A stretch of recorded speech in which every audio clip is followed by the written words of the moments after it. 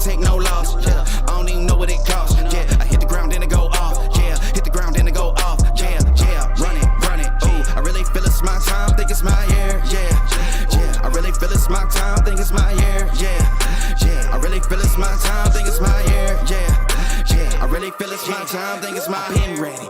Used to hold myself back, my self-esteem damn bad. Gotta keep on chugging. Ran through everything in front of me. Might smoke bed in heaven. Got a whole agenda. Can't aspire to get ahead, so bump that. It's no surrender. Got a dollar flipped up. I'm trying to get it in FT to get them when they're hand and crypto. Learn how to fix that. I don't really hold out of books, but I'ma learn how to fix that. Some opportunities and never come unless you paying attention. So no, I can't miss that. Moving. MVP, I got the record. I might have to prove something. Big jumper worthy. They gon' have to retire my jersey early. Whole crew coming. Had to work something cause I had nothing in my pocket. Yeah, I did all that. Big plans. Partners trying to make profits. Yeah, I did all that. Work, sweat, and tears breaking even no ends. Yeah, I did all that. Had to make it happen. Putting hours in my practice. I did all that. Yeah, I can't take no loss. Yeah, I don't even know what it costs. I hit the ground and it go off. Yeah, hit the ground and it go off. Yeah, I can't take no loss. Yeah, I don't even know what it costs. Yeah, I hit the ground and it go off. Yeah, hit the ground and it go off. Yeah, run it. Ooh, I really feel it's my time. Think it's my year. Yeah, I really feel it's my time. Think it's my year. Yeah, I really feel it's my time. Think it's my year. Yeah, I really feel it's my time. Think it's my big dog walking big talk. Young veteran, living legend, bet I'm better than them. This is my ship. I'm a jacket like Letterman. Y'all better not let them in. They gon' rotate this, so I keep the pedaling. Started a chain. The cycle is heaven sent. This is from God, but I'm not your reverend. Not in the pulpit. I'm a pit bull in this element. Yeah, said you gon' pull up then settle it. Yeah, I've been married to this hustle. This is my ring. Watch out, step in it. Yeah, and I ain't even got a yard, but I'ma get it here. Watch out, touchdown. Pulling plans out the clutch. Everybody getting crushed. The cut down is for us now. Have to work something cause I had nothing in my pocket. Yeah, I did all that. Big plans. Partners trying to make profits. Yeah, I did all that. Work, sweat, and tears breaking even no ends. Yeah, I did all that. Had to make it happen. Putting hours in my practice. I did all that. Yeah, I can't take no loss. Yeah, I don't even know what it costs. I hit the ground and it go off. Yeah, hit the ground and it go off. Yeah, I can't take no loss. Yeah, I don't even know what it costs. Yeah, I hit the ground and it go off. Yeah, hit the ground and it go off. Yeah, run it. Ooh, I really feel it's my time. Think it's my year. Yeah, I really feel it's my time. Think it's my year. Yeah, I really feel it's my time. Think it's my year. Yeah, I really feel it's my time. Think it's my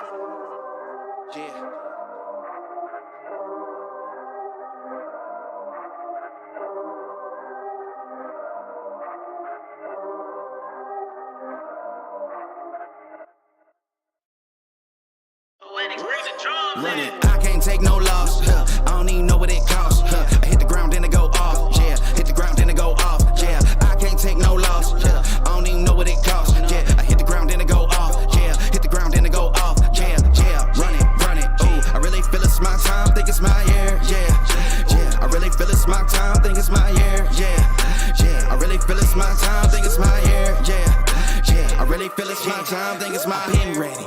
Used to hold myself back, my self-esteem damn bad. Gotta keep on chugging. Ran through everything in front of me. Might smoke bed in heaven. Got a whole agenda. Can't aspire to get ahead, so bump that. It's no surrender. Got a dollar flipped up. I'm trying to get it in FT to get them when they're hand and crypto. Learn how to fix that. I don't really hold out of books, but I'ma learn how to fix that. Some opportunities and never come unless you paying attention. So no, I can't miss that. Moving.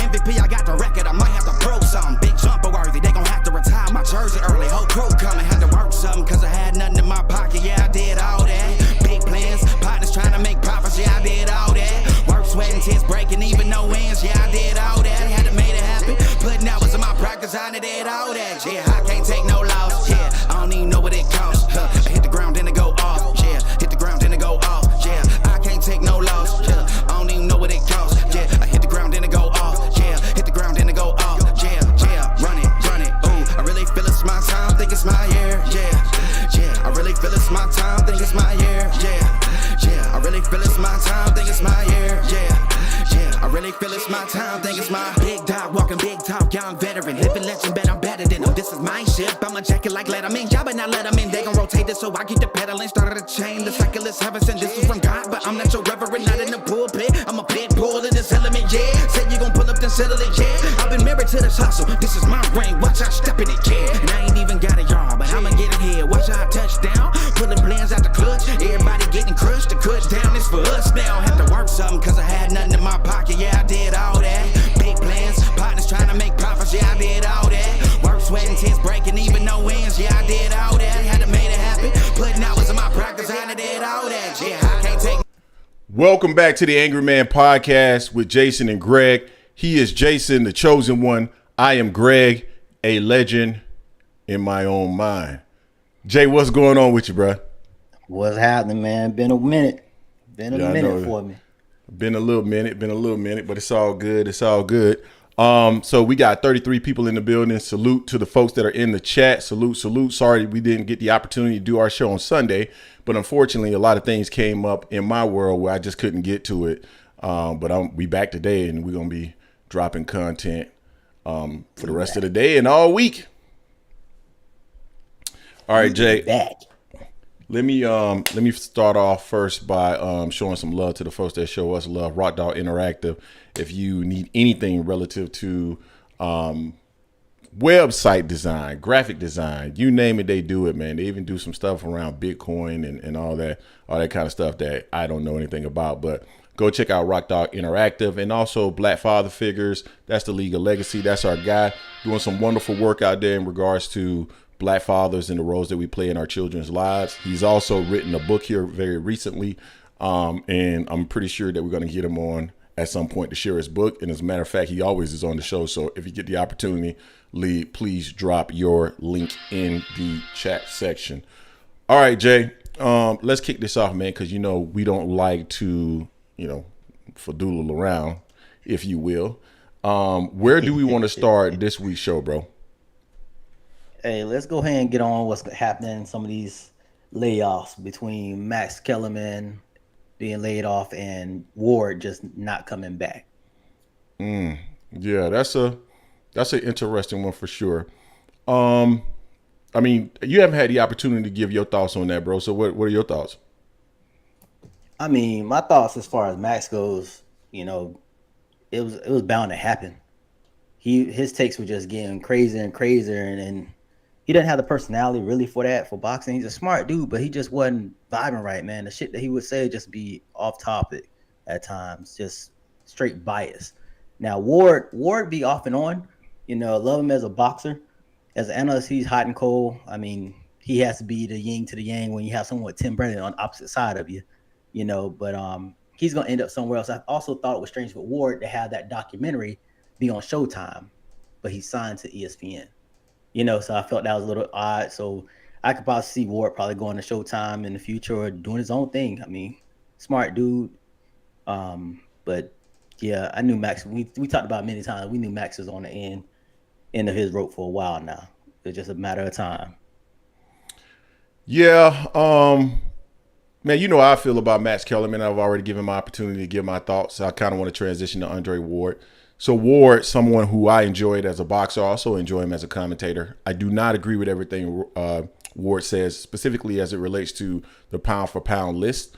And there's some other things that he said that I thought was a little bit off script. But overall, I enjoy Ward as a fighter and a commentator or a commentator. But the guy that I particularly thought should be, if you will, let go, and not necessarily let go because Ward wasn't let go, but Ward contract wasn't renewed. Now, I know that Timothy Bradley contract got renewed last year. I get it, but in regards to who's the more talented person on screen, the personality Ward that I feel is one that I want to see in someone who is an analyst is going to be Ward, and there's a reason for that, Jay. I saw someone actually saw a couple of people in the comment section talking about us, and they were basically saying, what is it that we're doing that's any different from what Timothy Bradley is doing, specifically around Terence Crawford. Of course, they're Terence Crawford fans. And they came in and they were basically saying, you guys are coming in here and you're basically riding off or being critical of Terence Crawford in every video. What is it about you that's different from Tim Bradley? Well, here's the difference, guys. We are not boxing analysts. We are not on a show to be boxing analysts. We are on a show that is similar to First Take, in the sense that we are here to give our opinions. It's an opinionated show. If Tim Bradley had his own podcast and he was making these statements, I wouldn't care. If he wasn't affiliated with ESPN, because clearly there's a bias by the things that he's saying, right? But if he just had a podcast and he was saying this thing, then I would just be disagreeing with Tim Bradley. Yeah. But the issue that I have with Tim Bradley is he's representing an entity that, of course, there's a bias because it is in his best interest that ESPN and the fighters there are deemed to be the best fighters in the sport, and everything else is subpar. So it's a bias. So in that regards, when you go on television and you do that, then of course I'm going to have a problem with that. Because in that capacity, you should be simply an analyst. You see what I'm saying? You see the difference, Jay? Like, I don't get but why. That's why they kept them also. I don't get why that's so challenging to understand, bruh. Like, what is it about that? Like, I can't even believe that comment was made. Like, really? I don't know, man. Sensitive on that. You know, but yeah, I mean, I agree with you. Like Tim takes just be, gosh, it's hard to listen to just him by himself. Mm-hmm. You know, that's why I was kind of refreshing to have Ward, because Ward would definitely pull him off the ice, off the edge sometimes. But now just him by himself, man, I'm definitely gonna watch it on mute more often than not. Whenever he's on there, I can't take it. Yeah, no, I totally feel you there. I totally feel you. I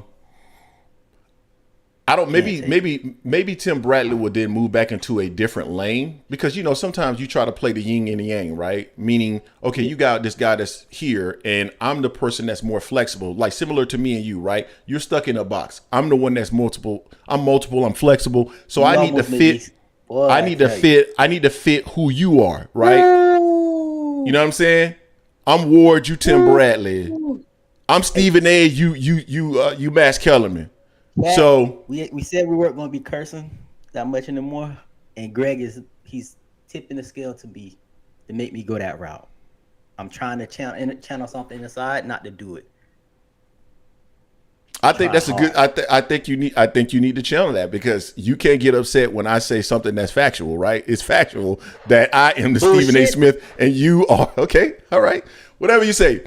But anyway, maybe Tim Bradley will start moving more back to the center at this point, because he feels that, okay, I don't have to play this role anymore, because the show needs to be more balanced. Who knows? I have no idea. But Jay, anything else? What happened? What? No, I was reading what Tunnel Vision said. Tunnel Vision said Shakur also fired Ward. I don't know what capacity Ward had with him, but I know at one point Ward was like almost like a manager, and then I thought he got moved out and it was more like an advisor or something like that, if I'm not mistaken. Yeah, I thought he was more of an advisor role, but I don't know if he has that anymore or not. I never thought Ward should be in charge of the career of anybody. I mean, the whole point of someone that's managing you and or advising you is for them to help you get to become a star. And don't get me wrong, if you're talking about becoming a legendary fighter, then yeah, I think Ward can get you there. But if you want to make and maximize the dollars that you actually earn in the ring, I don't think Ward is where it's at. Just my personal opinion, Jay.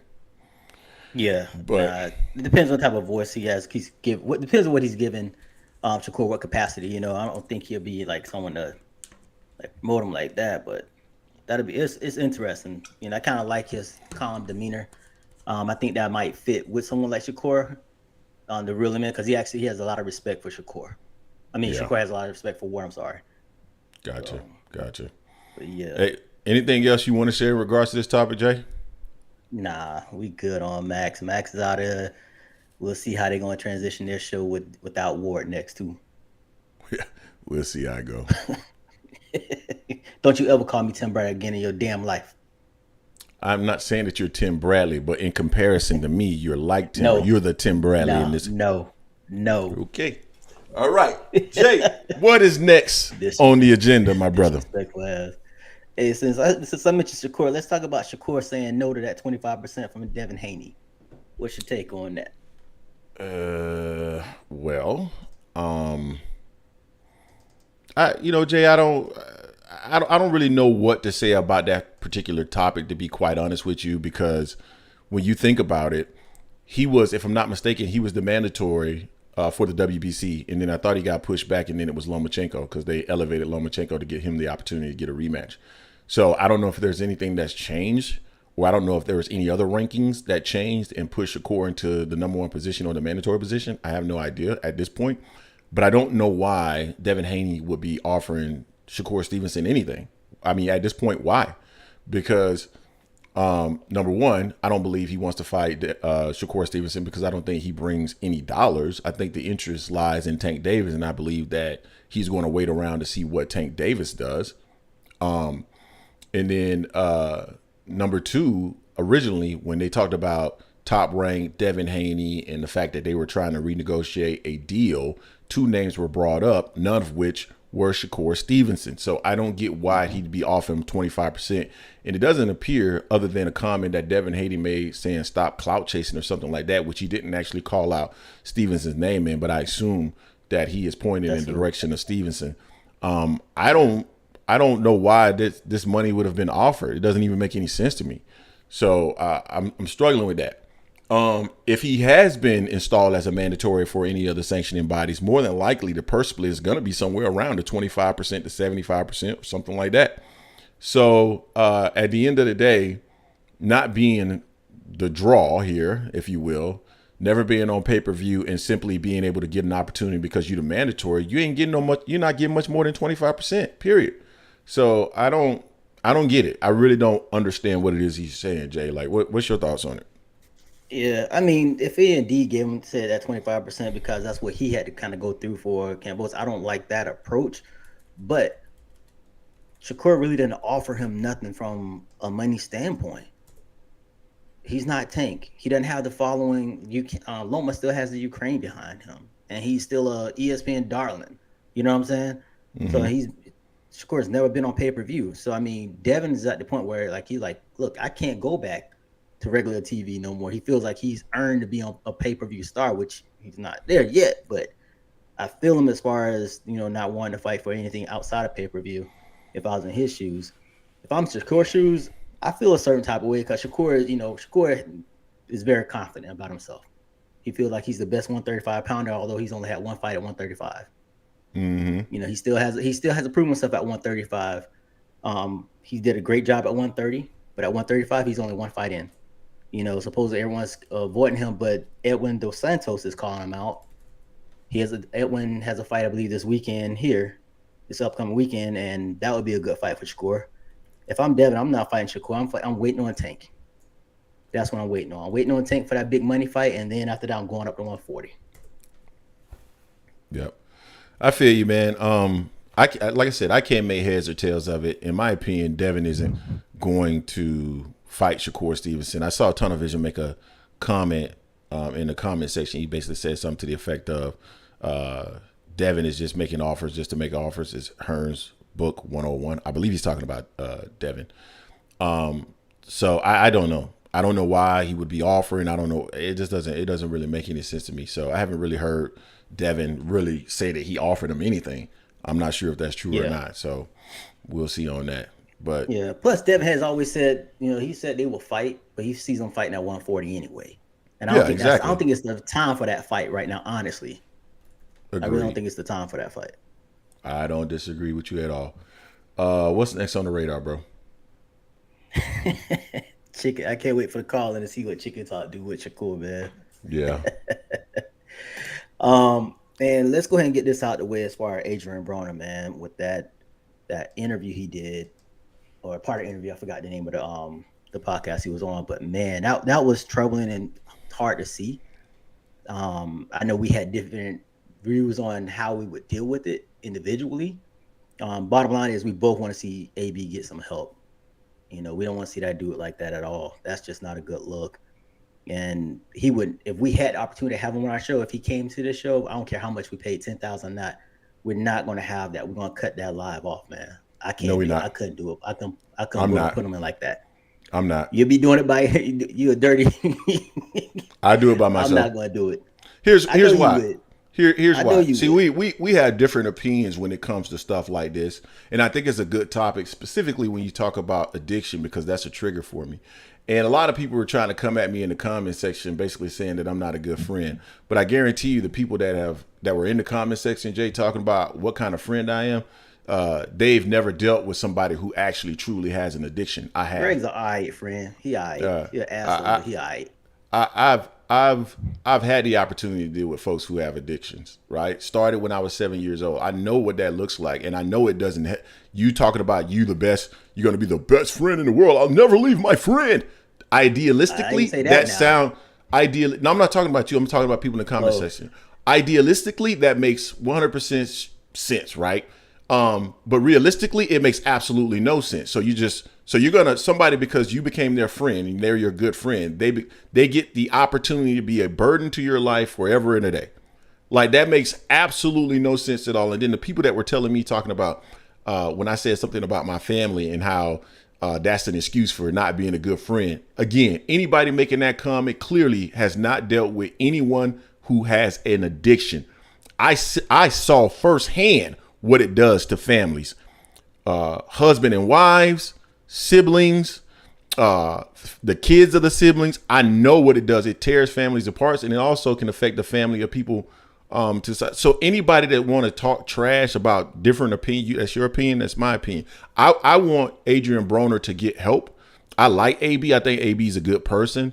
And he seems to be like genuinely rooting for other people. Like he seems very genuine in that regard. I don't know all the details. I've heard some details about Adrien Broner, and it sounds like Adrien just continues to just trip himself up.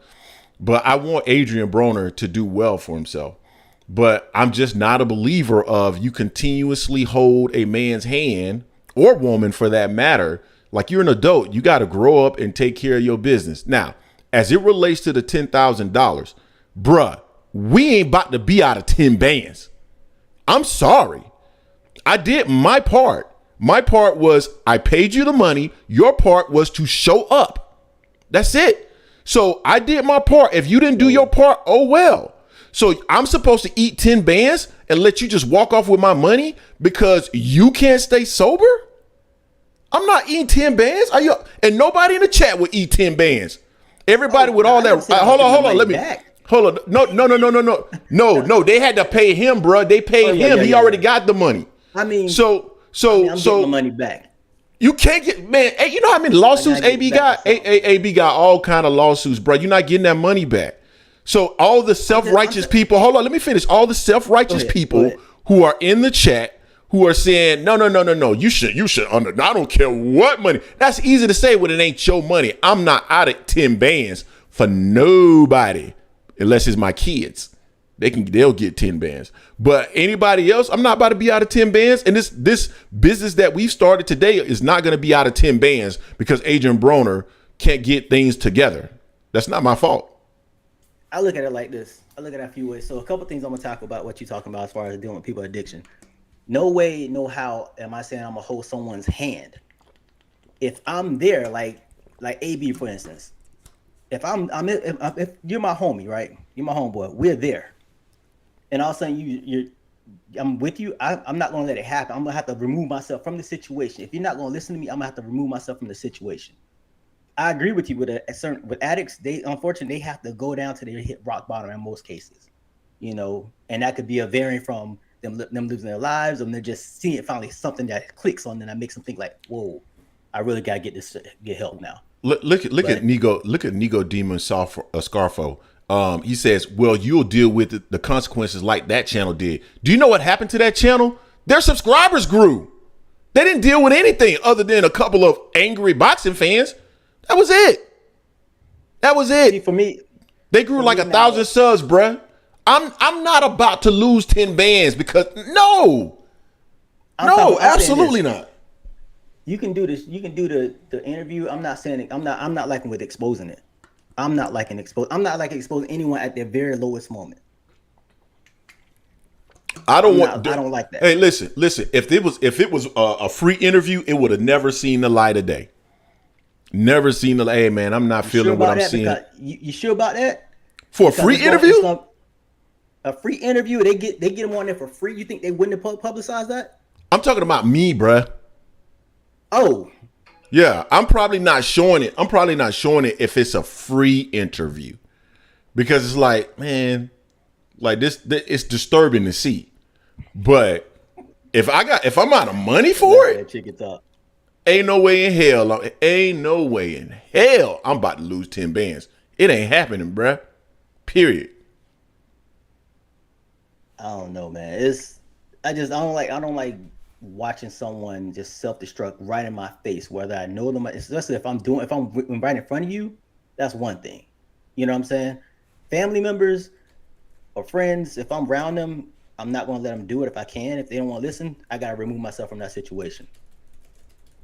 I'm just not going to just egg them on or anything like that. It's not my responsibility to hold their hand, but I can't, as a friend, family member, I just cannot just sit there and not say anything if I don't remove myself from that situation. Because I know they will be a burden to you. They will drag you down with them over time. Man, here's my thing. And Chicken, they talked about this too on Chicken Talk Show, 11 p.m. Actually, no, 11 a.m. Eastern Standard Time. Disclaimer in the intro. Problem solved. Yeah. They talked about that. It wasn't even the 11 a.m. Chicken did a live that I jumped on. Yeah, sometime last week, and we were talking about it. But yeah, man, when I found out, I was of the mindset, yeah, I wouldn't show that, man. When I found out they paid 10 stacks, bruh, you could have came in and said, man, I don't think we should do it. Man, you must be high. Ain't no way we about to lose 10 racks for nothing. Nah, bruh, that's going out. And I'm not even checking. I ain't checking with his team about editing it. Nothing, bruh. I paid you this, and if you don't want it out, then give me my money. I feel you on that. I mean, it's up his team to do a better job. But I don't know. It just doesn't sit well. Me just exposing someone's dirty laundry, regardless if I paid $10K or nothing for it. Man, I would have. It would have affected me too. But the decision has been made at that point. Once we paid $10K, bro, the decision has been made, bro. All that moral stuff goes out the window. The decision has been made. We paid you the 10 stacks.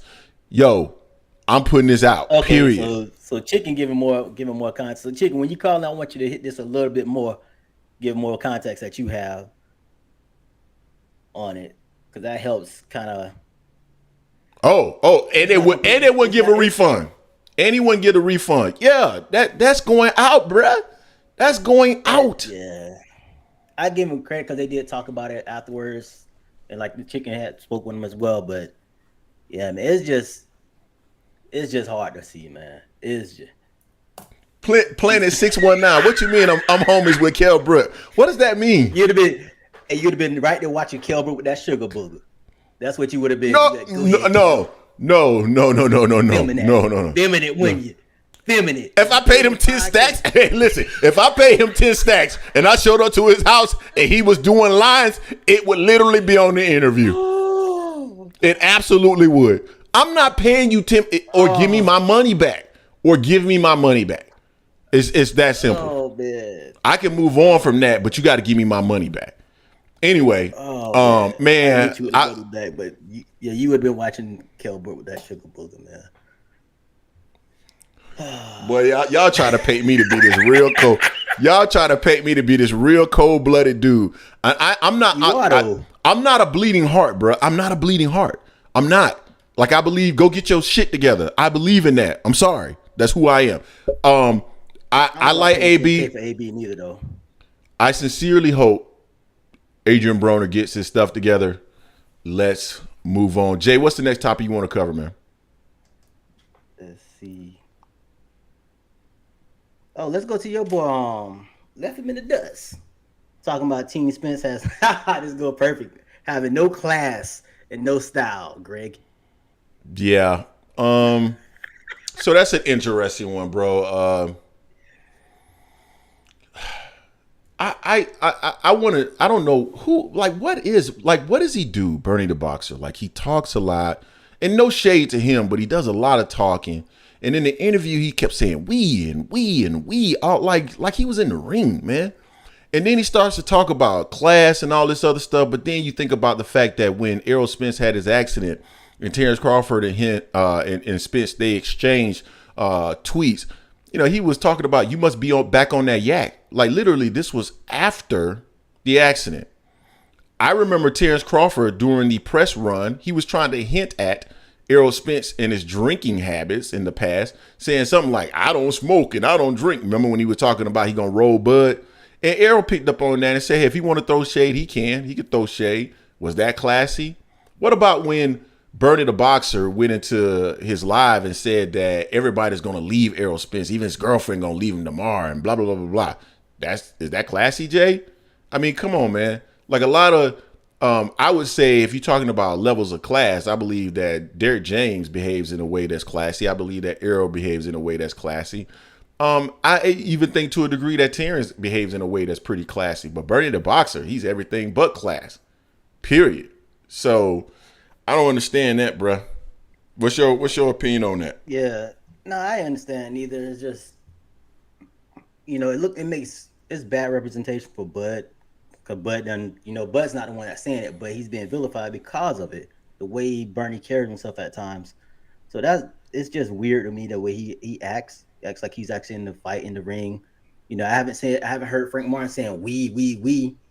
You know what I'm saying? And he's Spence stable. He's Spence fighter. You know what I'm saying? So I don't see anyone else on Spence side saying that. Otherwise, I would say the same thing about them. But Bernie just gets to the point where he just goes crazy with it and just says shit that don't make sense. Left him in the dust. All of a sudden, now it's come back around here. It's just crazy to me with that dude. That dude is something else, I tell you. Yeah, he's an interesting guy. I call him the flavor of boxing, man. He's like his hype man. Everywhere he goes, man. Yeah, boy. Like every time he opens his mouth, bro, that's what I hear. Like, dude, stop hype. I mean, I get it. That's your guy. You should be supporting him. You should make sure that you are continue to help him get to the point that he wants to get to. All of that is great, man. It is what it is. Cool. But dog, man, just stop with the comments, man. Especially the ones that don't make any sense, man. If Bernie the Boxer is telling me, hey, Terence Crawford's gonna beat the dog shit out of Errol Spence, I don't have an issue with that. I get it. Like, that's your man's. That's what I want to hear. You gonna tell me why Errol Spence doesn't have this and Errol Spence doesn't have that, and we're going to do videos saying why he does or maybe he doesn't. Whatever the case may be, we're going to give our opinion on it, and then that'll be that. But this guy, man, just goes on and on and on and is talking about all kind of craziness, man. And I don't know, man. What do you think happens if Terence Crawford loses, man? I mean, Jesus he gonna move the goalposts. Bernie gonna move the goalposts like a mug, man. Or disappear. He gonna disappear. No, he ain't gonna disappear. Bernie's not that. I don't think Bernie's that type of dude. He's gonna either act like it never happened, or move the goalpost so much you're gonna be like, damn, he gonna be the next thing smoking. I guarantee it's gonna be something happening. He won't keep it 100 for nothing. Yep, I agree. He's an interesting cat. And he's funny at times. I give him that. He's funny. He's calm. He's funny at times. But some of the other shit that he should just be off the wall, man. It don't be making sense to me. Yep, I agree. Anyway, man, what else you got? Let's see. I see something in the chat on here. So on the deck breaking saying, shame on the details events leading up to Errol Spence Jr. shot Terence Bud Crawford in the back of the head during an altercation over. What? Shay, I saw some shit saying that Shane Miller said Bud and Spence sparred before Spence got the best of them. I'm like, I've never seen anything that said either one. They sparred each other. Number one. Number two is sparring. It's going to happen. You don't know what anyone's working on. So yeah, I agree. I crazy. don't think sparring means. But somebody else brought this up many shows ago, and I neither one of these guys have ever actually spoken to it. So, and I've never heard anybody really speak to it too tough. So I don't know. I'm not sure. Yeah, I mean, just same thing. Just like when Devin was talking about him and Tank sparring, him and Shakur sparring. I'm like, it's sparring. You're working on different things, and some people may not be the best sparring, and then you get in the ring, and it's a different story, and vice versa. So I mean, that means nothing to me. What's going to mean everything to me is on July 29th, we're going to see Bud and Spence get in the ring, and they're going to handle their business on the ring. May the best man win, which will be Spence. Yeah, I said it, Jason William. What's next, bro? Oh, I don't know if you saw this. So over the weekend, we had a heavyweight fight. Charles Martin, Big Baby, Jared Anderson. Anderson. I have not seen it. I have not seen it yet. Okay. So Jared Anderson is, an interesting guy. He's very athletic for a heavyweight. He tries to switch hit a lot. He actually goes from southpaw to conventional and vice versa all the time. I feel he got exposed in that fight against Charles Martin. He got rocked and got saved by the bell, and he's not ready to be calling out Deontay Wilder or any of the upper echelon. I mean, it's not many, but any of those guys, they're not yet. And plus, he seemed like he's kind of like he's already ready to be done with boxing. And says like he wants to be done in boxing like 3 or 4 years. So I don't know what's going on in his life in his life internally, but something has definitely sparked him and hit him where he's already considering like life after boxing. I don't know if his heart's fully in it right now. And it's for boxing, you don't play boxing. You got to be all 10 toes down in it. Otherwise, you're going to get hurt. So I worry about him on that. I'm hoping he gets whatever help he may want, counsel, whatever it may be. But he works on some things, then he could definitely be a player in the heavyweight division. But right now, it's worrisome the way he was getting tagged against Charles Martin. Even in the prior fight, he got tagged a little bit too. I've watched him. I heard the interview about not necessarily wanting to be in the sport long term. I don't know, man. I haven't put much emphasis in the kid yet. He's definitely with the right outfit if he's interested in doing other things outside of the sport, because somebody like Top Rank, they're going to more than likely keep you fighting folks that you'll never have to get in the ring with a real challenge. So, I don't know. Oh yeah, I don't know if you knew this. Also, Charles Martin took the fight on 11 days' notice. So he took the fight on a short notice. He's a southpaw. He was definitely catching Jarrett, but man, I think Jarrett. I mean, these homecoming fights haven't been the best showcases for a lot of fighters. It seems. Outside of who had a homecoming. I mean, Spence had homecoming fights, had no problem. I think Tank had one that was no problem as well. But so far, Regis didn't look so hot. Jared Anderson didn't look so hot. So we'll see. But he's definitely on the right network to really get him pumped up even more. Man, listen, man. Edward Torres, man, why you coming in here hating on me, man? Jason be making more sense than Greg. Jason not biased, but Greg, he's a PBC bias. Okay. Mark, I think you pronounced that Mark. But man, what's going on with you? Real quick, Jay, we got 188 people in the building, 72 likes. If you get the opportunity, guys, please hit the like button or the dislike button if you don't like the content, but make sure you're engaging. And also, if this is your first time on our channel, this is AM Sports Media, the Angry Man Podcast. We are always dropping content on a daily basis, boxing breakdowns, videos. We do our documentaries, you name it, we do it. And then there's also several people that we are affiliated with. The Boxing Source, Chicken Talk on here, also Lefty and Jake Show. They're one and the same, if you will. Go check them out, 11 a.m. every Saturday, Eastern Standard Time. And then we also got people like Manager Marty, The Real Marlowe TV, and of course the Mike Check podcast with T Ward. I already said the Boxing Source. That's why you need to fall back. Thank you. So now let's get back to it, guys. Jay, what's going on, man? Yeah. Tim Bradley of this show. You Tim Bradley? Man, don't be so hard on yourself, Greg. You better than that, bro. Man, everybody know that, Greg. Everybody know I'm Stephen A. and you Max Kellerman. Go ahead. I don't know. The way they call you biased, sound like Tim Bradley. You biased, man. They can call me whatever they want. Tim Bradley, I'm Andre Ward around here. So, I mean, that's what it's looking like. And Jason Wayne, I ain't biased, man. Stop it. Stop it. Man, what's next? Chicken Talk. Go ahead, man. I can't wait to open these phone lines for Chicken Talk. So let's talk about there's a big fight that happened that got announced this week, or last week rather. Mm-hmm. Canelo and Charlo and Canelo, not Jamal, but Jermell. What's your take on that? Yeah, now that's definitely an interesting one, bro, because I did not see that coming. Everything that we had heard, it was supposed to be Jermell, and that was from multiple channels. I think it was only one person that we heard mention something some months ago about they heard Mell might be getting the fight, but it's interesting. Undisputed versus Undisputed. It makes me think that comment that Mell made a few months ago in regards to seeing Undisputed versus Undisputed they were already doing some things at that point. It seems like, because that thought came to fruition. So, I love the fight in terms of it being a major event. I think Mell's going to be at a disadvantage because, I mean, Canelo's going to be a little bit. I mean, my thing is Canelo's going to be used to the weight right now. Is it possible that, I don't know, Mell has been shrinking himself down to make, 154 pounds? Well, it doesn't sound like it. He definitely has. Well, it doesn't sound like it based on what he was saying in some of his interviews. Sound like that weight is very comfortable for him. So, if that's the case, then maybe he's not going to be, or maybe he's not going to deal with the weight that well when he moves up to 168 to take on Canelo. If he's been shrinking himself down, then maybe he will. I don't know.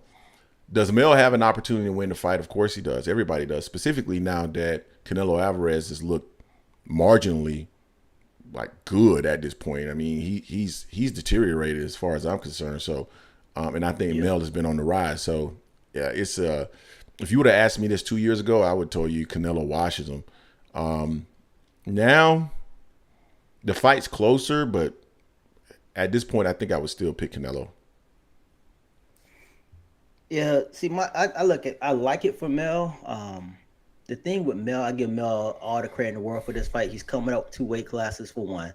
2, he's coming off an injury. He coming off a wrist injury. Remember, Canelo's coming off wrist injury, and who he fought? John Ryder. Mm-hmm. Mell's coming off injury, and he's going to fight Canelo. So I give Mell all the credit in the world. Yeah, that's apples and oranges, though. That's apples and oranges, though. No, it's not. You coming off an injury, bump that. No, but the reason Andres. I said oranges. No, you said Andres. So the reason why it's apples and oranges is because of the motivation behind it, right? So Mell is going to get the biggest payday he could possibly get because Canelo is one of the biggest stars in the sport. Canelo is already a big star. If you flip the roles, right, and Canelo was getting the opportunity to fight John Ryder, and John Ryder is one of the biggest names in the sport, and he was coming off a hand injury, and it's one of the biggest opportunities I'm ever going to get to make that bag, then of course I'm going to take the fight. So that's why I feel like it's apples and oranges. Or if you said oranges, whatever you said. Well, first I'll salute to Jay Wash 4. Just subscribe recently, love the content, fella. Salute. Appreciate you, Jay Wash 4. Appreciate you. I'm saying this. Canelo had the opportunity to fight Benavidez instead of John Ryder. Mm-hmm. Would they have got paid more for Benavidez or John Ryder? Benavidez. Okay. Yeah, but still, you're not going to get paid much more because I'm Canelo Alvarez. I'm still going to make the big bag regardless if I fight Benavidez or not. I'm just saying it's apples and oranges. I get the point you're trying to make, but it's apples and oranges. I'm saying Mell didn't not getting a tune-up. Ryder was a tune-up. Come on, man. Yeah, he's not getting but Mell is getting the biggest opportunity that he could possibly get. That's going to be the biggest bag. So, of course, he's going to go ahead and forego a tune-up to fight Canelo Alvarez. Canelo doesn't have to do that because he's going to get the bag regardless. That's the point that I'm making. That's why I'm saying it's apples and oranges. I get the point that you're trying to make. I just don't agree with it. Go ahead. It frustrates me with Canelo because the biggest threat for him right now is Benavidez, right? Would you agree on that? Yes. He had an opportunity to fight Benavidez, and he's going. This is a tougher route than what he was been doing on that European diet that he was on. I give him credit for that. This is a hell of a step up, I think, compared to the other guys he's fought outside of Bivol, that he's fought in that run. Now, I give Mell's giving credit because he's coming up 2 weight classes, coming off injury, no tune-up. I hate Jason Williams. God, I hate Jason Williams. Go ahead. He said, "No, Jermell, are we going to say it's because he wants to show his boxing skills?" Nah, it could be multiple things. This is a shot. This is a shot at Errol Spence and the fact that Mikey Garcia came up and he didn't knock him out, and everybody said it was because he was Jason, well, you better than that, man. That's why you got to whine your name. What's going on, Bama Jeff 79? Go ahead, bro. Anyway, now as we talked about, how long we've been talking about this with Canelo fighting Benavidez, the Charlo brothers, Boo Boo. We've always said what? We want to see the fight, and we always still favorite Canelo in all those fights, right? You'd rather see those fights happen versus the European guys he fought outside Bivol, which was a cherry pick going wrong because he didn't think he was going to have that resistance from Bivol was going to get kick his ass like that. So it bothers me the fact that he's going this route, but I'll take it compared to what he's done in before. So I give him credit for doing better than what he did before, fighting John Riders of the world and shit like that. But it's going to be an interesting fight. We're going to see how Mell looks. I think although Mell's been making weight with no problem at 154, I think he still shrinks down to it. That doesn't mean, I think he walks around heavy, much heavier than that. Obviously, he's 6 foot. And then I've seen pictures of him and Mell standing next to Canelo. He's a lot bigger than Canelo, so he's gonna have to reach the height and everything. But we'll see. We'll see how this goes if Mell can step up to the plate and handle business with Canelo, because Canelo has looked vulnerable. I will say this: I remember what was it, 2 years or last year when social media was going after Mell because they thought it was Mell, thought he was Mell. And they was like, no, I'm not even in Canelo weight class. I'm not in that. That's my brother, So it seemed like he saw something in Canelo right now that he feels much more confident now to fight Canelo than he did maybe last year or two ago. So we'll see. Yeah. Hey, yeah, Brian, that's that weak ass ringtone, man. He keep having on there. HB, the voice of reason, who is now a member, Jason. I had not. This is the first time I saw your name. HB, the voice of reason. Welcome to the channel, man, and thank you for becoming a member. On fight night, Mell is going to be the bigger, longer man and has a great jab and engine. If Mell want to, he can.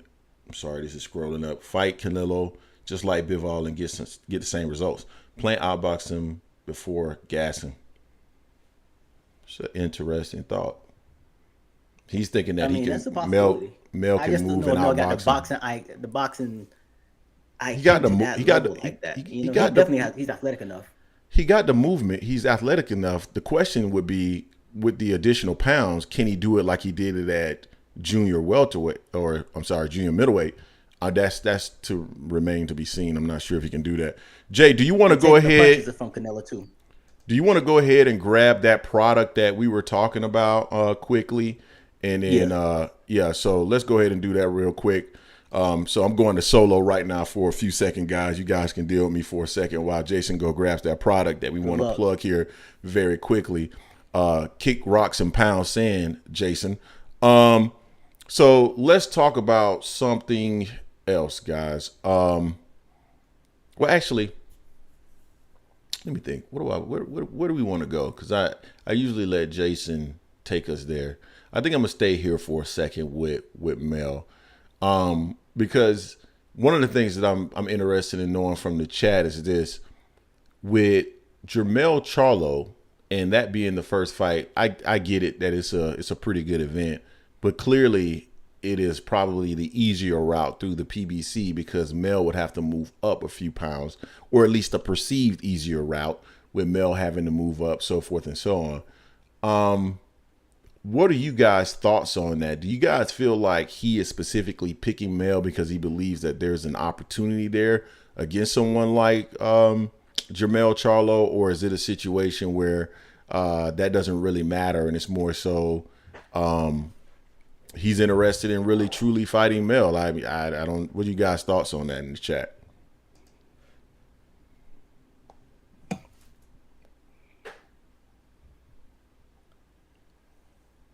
Let's see, product. What are you selling, Greg? Coke? No, we're not selling no Coke, man. All right, man. So we about to let me go ahead over here. You bring Jason back in here, Jay. And what do we have here, Jay? The chicken talk glasses. The chicken talk glasses. So Jason and I had the opportunity to purchase these fine beverage glasses that, if I'm not mistaken, you guys can get from Chicken Talk. So Chicken, make sure you speak to that. And by the way, when you get the opportunity, drop your link into the comment section. Cool merchandise that is being provided by Chicken Talk. Make sure you guys go and support the channel, man, because he's doing great work over there. This past weekend had Leonard Ellaby on there, and that was some good conversation there for sure. So, Jay, I was just wrapping up my thoughts on Jermell Charlo and how people might feel about Jermell. What's your any final thoughts on that? Yeah, I mean, the way they're branding as, undisputed versus undisputed, that's cool. I mean, it's great for branding and marketing, but it's still not what the public really wanted. We wanted Benavidez. Yeah. That's what we really wanted. We're taking this as a consolation prize. Decent consolation prize, but it's not what we really wanted. Now, Mell fighting Canelo, I just don't want no excuses from either side. Them saying, well, Mell was out this time, or he's coming up, or Canelo's old. To me, it's just going to be a fight, between the two. Undisputed versus undisputed. We'll see what happens. My gut tells me, logically, I'm thinking Canelo, but I want Mell to win. Yeah. And he's capable of winning this too. Yeah, real quick. Let me give Big Ray a shout out, man, for giving us the Cash App. Big Ray, totally appreciate that. Thank you so much. And we got 215 people in the building, but only 99 likes. Guys, please hit the like button. It helps people find this content. And if you're new to the channel, this is your first time here, this is AM Sports Media.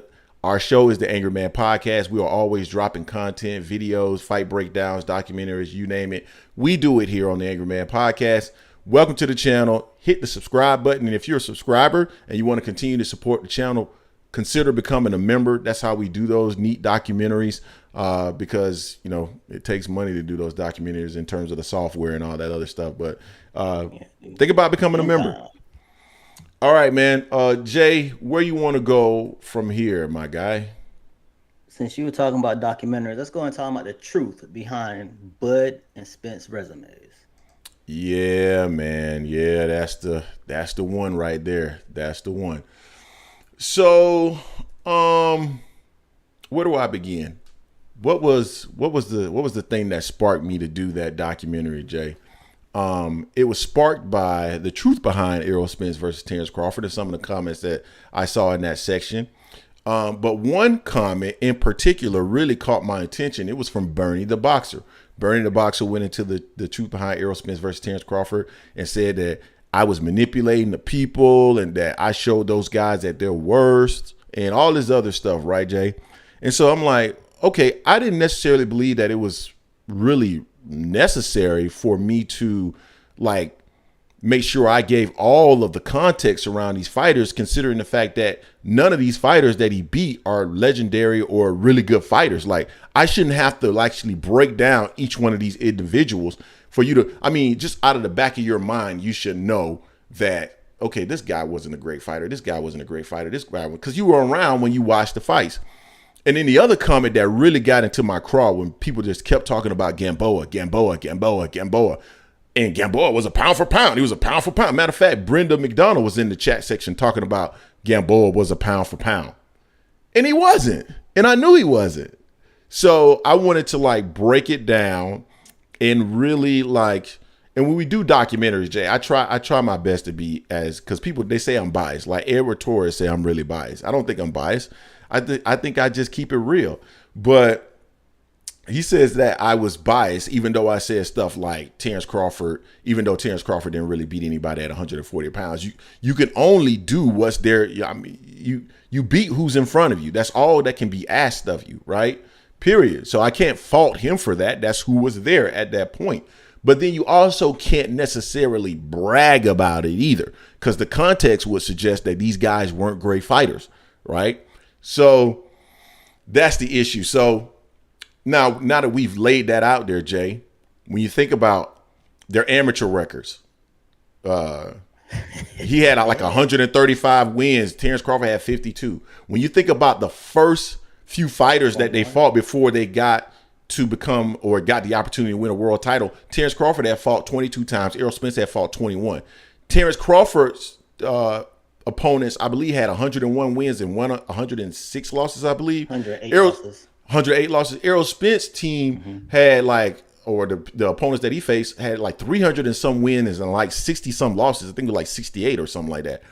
So clearly, just en route to the title, the competition was stifter. Then when you look at Ricky Burns and the guys that had beat him prior to actually fighting Terence Crawford, and then the subsequent losses to guys like Ndongo, it's come on, guys. Was this a great win? No, it was a great accomplishment. It was a milestone accomplishment. Yeah. But it wasn't a great win. And then I went on to talk about Errol Spence and who he fought, which was Kell Brook. And when you think about Kell Brook being a top 3 welterweight at the time, already defeated Sean Porter. By the way, a Sean Porter that Terence Crawford fans absolutely want to give credit for the win, then Kell Brooks should also get that same level of credit for a younger, better version of well, I wouldn't say better, but definitely a younger version of Sean Porter, right? And he was undefeated, correct. So then he was a top 3 welterweight along with Keith Thurman and Errol Spence at the time, and only lost to Gennady Golovkin. It's a good win. It's a really good win. So then when you talk about Gamboa, and Terence Crawford fans literally want to give him 100% of the credit for defeating Gamboa, who, by the way, came up 2 weight classes, right, from 126 to 135, rocked Terence Crawford, but they don't want to give Errol Spence credit for Mikey Garcia, who moved up 2 weight classes, but was actually on the pound-for-pound list. Make it make sense. It doesn't make any sense. So those are the things. And then they talk about he's beaten more world champions, undefeated world champions than anybody. But then when you look at those fighters and you see their records afterwards, Julius Ndongo with like a 22% win percentage. Victor Posta with a 50% win percentage afterwards. Delerme with like, I don't know what it was. I can't even remember. But these guys weren't great. And then it was like, oh, they're never the same after Terence Crawford. As though Terence Crawford beat the brakes off these guys from pillar to post like Tito Trinidad did to Vargas and David Reed. Those were beatings that you're never the same. Not what Terence Crawford did. So to me, it just exposed it. And these guys, you should have saw people in the comment section. They were so stuck. All they could do, I mean, literally, Jay, it was people coming in you used a so and so avatar for your you could tell. So you're telling me that you're coming in here and this is your only argument is to try to, like, I don't know, I don't even know what they were trying to accomplish, Jay. Like, discredit the video because you know what software I'm using. Like, what are you talking about? Grasping for straws, man. Grasping for straws, man. I shut so many of them down. It was hilarious. So I'm going to pause there because that was so very, very, very entertaining. I really, really, really enjoyed that video, Jay. They don't like the facts when the facts go against them. Mm-hmm. The facts are the facts regardless, no matter what. Facts. Spence had time off because he got into an accident. 2 accidents, rather, and he had a detached retina. Those are facts. Bud was undisputed. Cool. But who he fought? What was that video? Greg, I sent you a video. Damn, I forgot who said it. But they were talking about Bud, and it was actually, I don't know if it was Bud. I think it was Bud. And he was like, he moved up from 140 because there's really nothing at 140 for him. Mm-hmm. So I'm like, that just discredits the 140 for him at his own self. You know, but I mean, and that's the thing about Spence said, Spence gave him a 0.5 for his resume. But Spence said, but still, he's not saying discrediting Bud as a fighter, he's discrediting his resume. And both can be true. Listen to Jason Williams. This is what I cannot stand about these guys. Jason, what are you talking about? Don't get me wrong when I say these. I actually love Jason Williams. He's one of my favorite guys that come to this channel. We just don't agree about Terence Crawford. But Greg, what did Mikey accomplish after Errol? I highlighted that in the video. That's why I lowered the win because of what happened outside of after the win against, because I think he fought who did he fight? He fought twice. He lost to Sandor Martin. He fought Sandor Martin. Yeah, but he fought one other time after that too. He can't recall it. Didn't he Jesse Vargas. Jesse Vargas is who he fought. It felt like he was depressed after that beating. Yeah, I think he did say something like that. But my point is, I highlighted that, and I also highlighted the competition that he had at 140 pounds in the video. And then I said, and I used both of those things to bring that win down because I didn't think his comp was that great. But I did give Errol points for the fact that he was on the pound for pound list, and he was greatly, I would say he was he had a lot of respect from his peers, right? So even though I put that in there, Jason Williams heard none of it because he's a Terence Crawford fan, and all he heard was I said it was a good win. This is what I'm talking about when you talk about Terence Crawford fans, man. It's crazy. Hey, Greg, check this out from the Keggy. The Keggy says, but the worst undisputed on modern 4-belt era. Compare his 140 run to Josh Taylor, night and day. Yeah. And I will say this, though. I will say Josh Taylor never wanted no parts of Bud. back in the day. He didn't want no parts of Bud. I will say that, but his resume at 140 is stronger than Bud's for sure.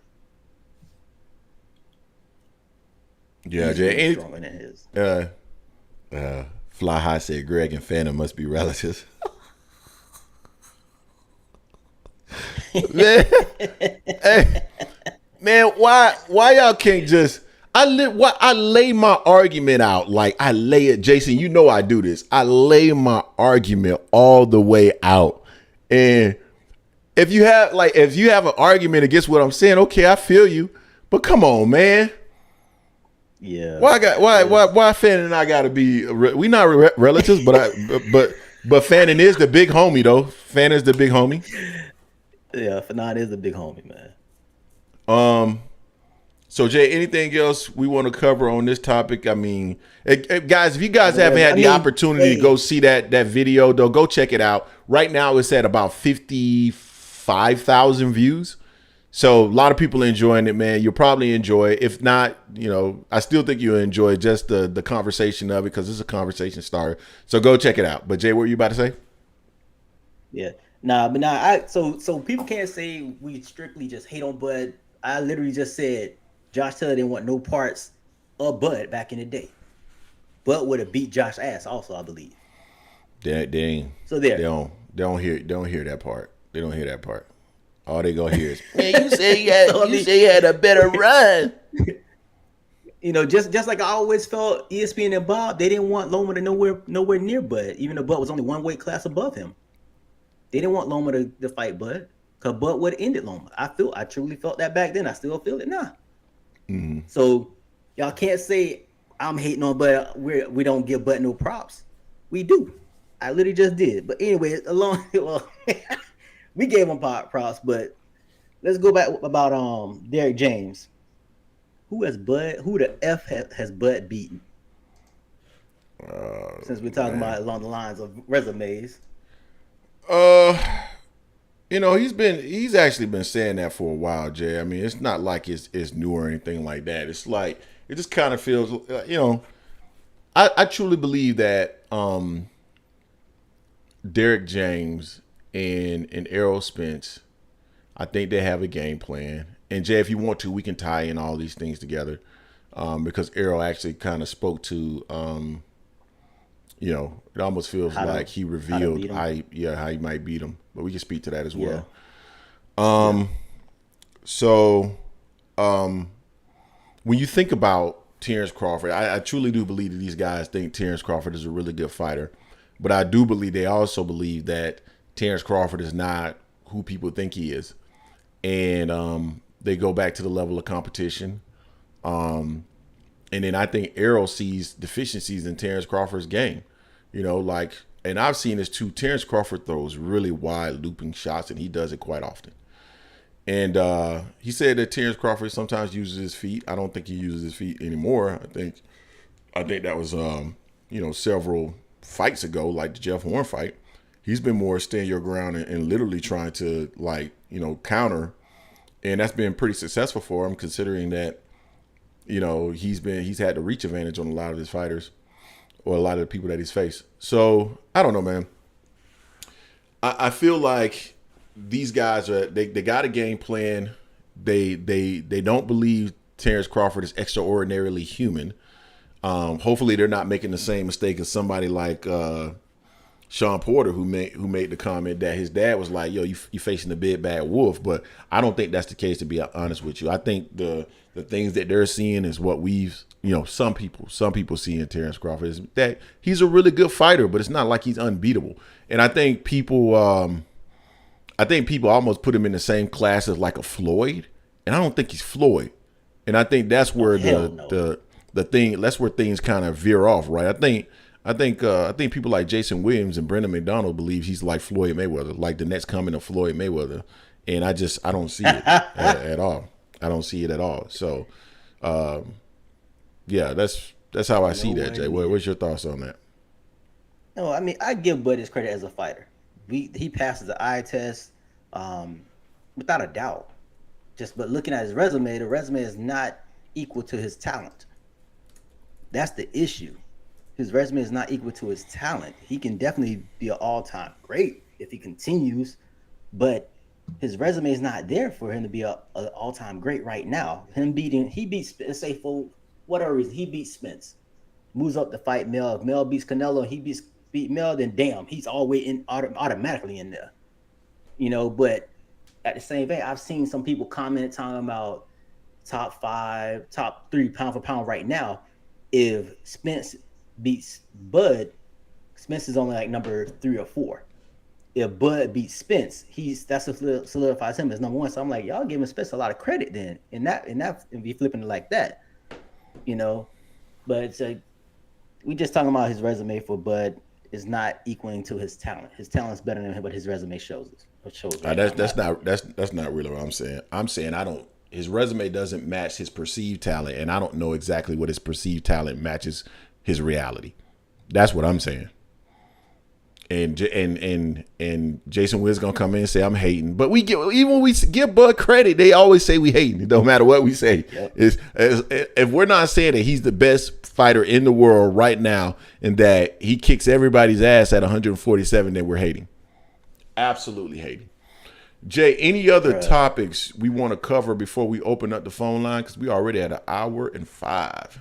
Yeah. Now let's let these phone lines come in. Let's get them hopping. Yeah, man. So let's get the phone lines up and ready to go.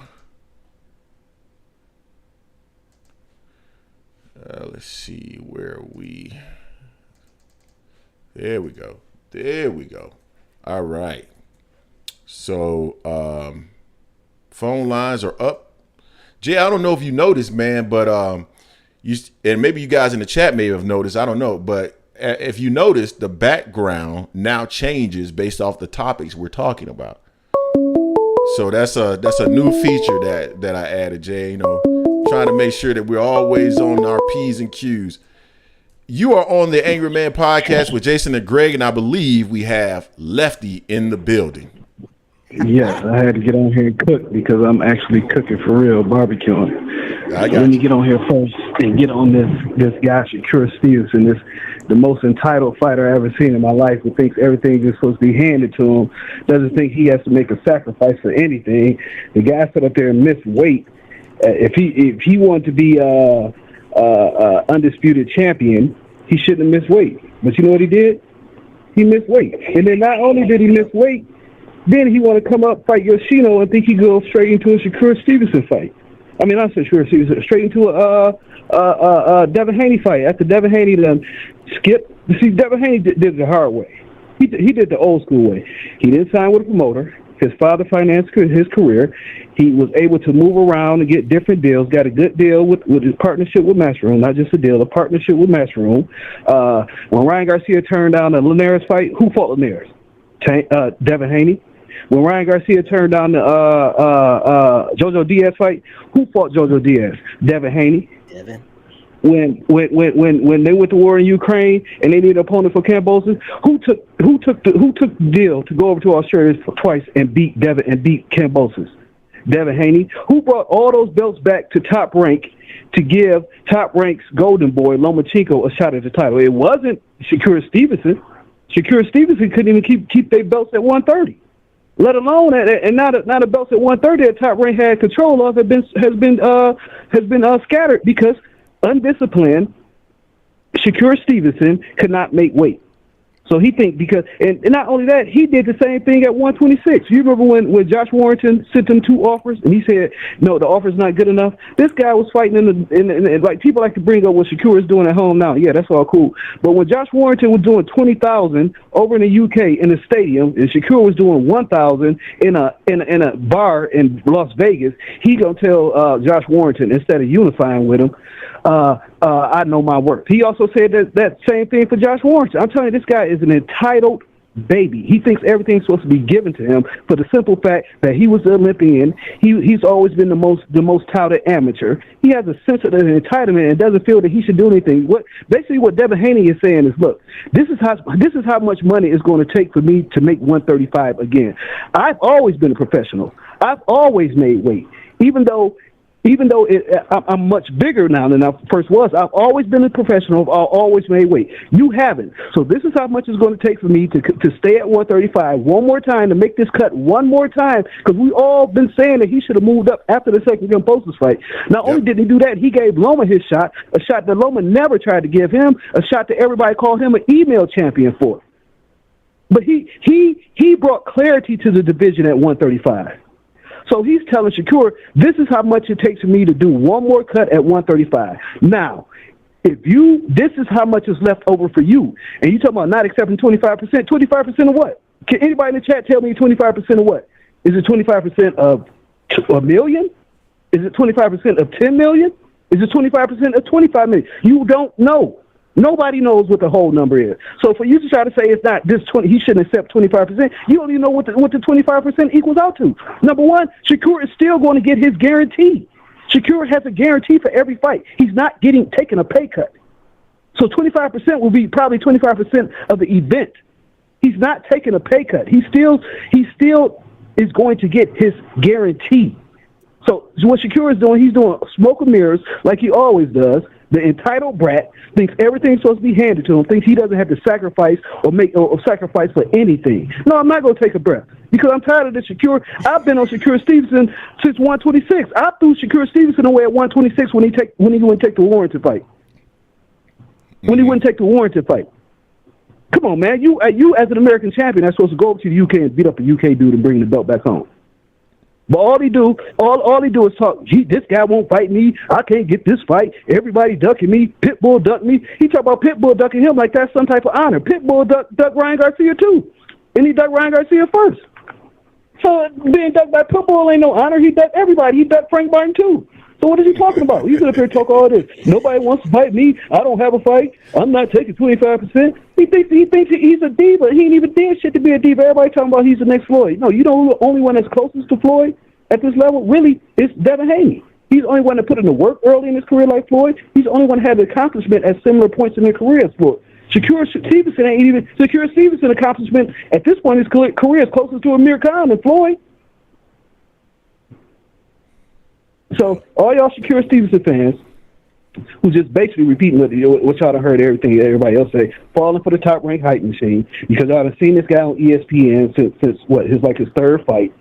So y'all think that he's he's the next up, he's the next superstar. Yeah, he could go to Newark and sell 10,000 tickets. That's all cool and good.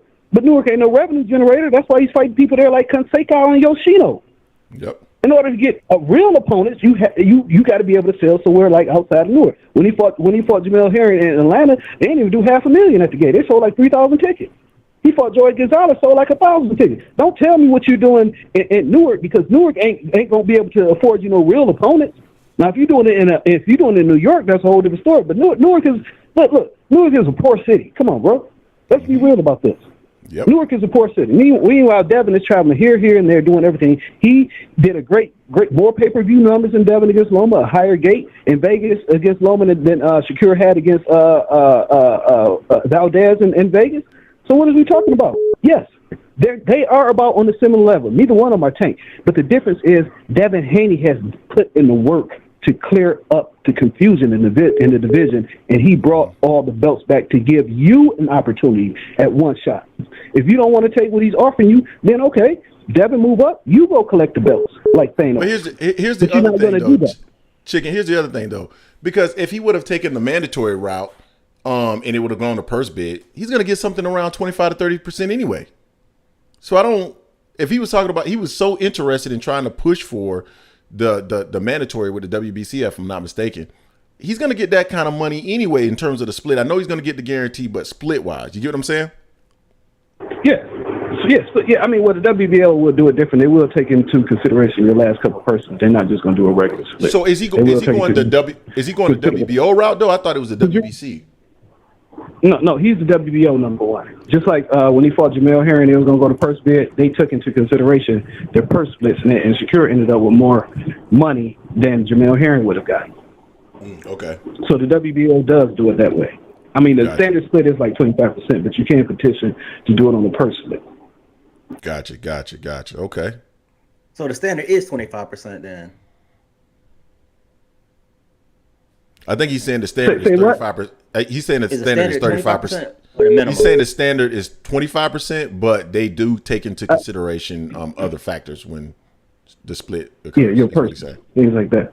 Okay. Like the average of your purse your last couple of fights, so they will take that into consideration. But he's not even a WBO mandatory. Lomachenko was a WBO mandatory, so it's not even his turn. Yeah. So I don't know what he's talking about. I don't think he even know what he's talking about. Matter of fact, I know for a fact he don't know what he's talking about. So do you believe that crazy. he was actually offered a deal? Because I don't get why Devin Haney would even offer him a deal, to be honest with you. No, I think when they had that meeting, Bob Arum laid out, this is what you can make for this opponent, this is what you can make for this, but this is what they do. This is what you can make for this opponent, like when Canelo had a meeting with Haney. This is what you can make for this guy, this guy, this guy, this guy. You pick one.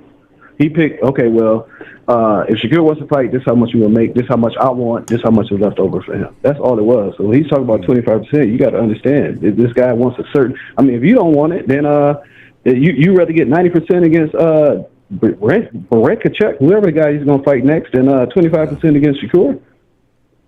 Well, you know, and your guarantee goes up with each belt you have. You have 4 belts, so your next payday, these guys ain't got no vision, man.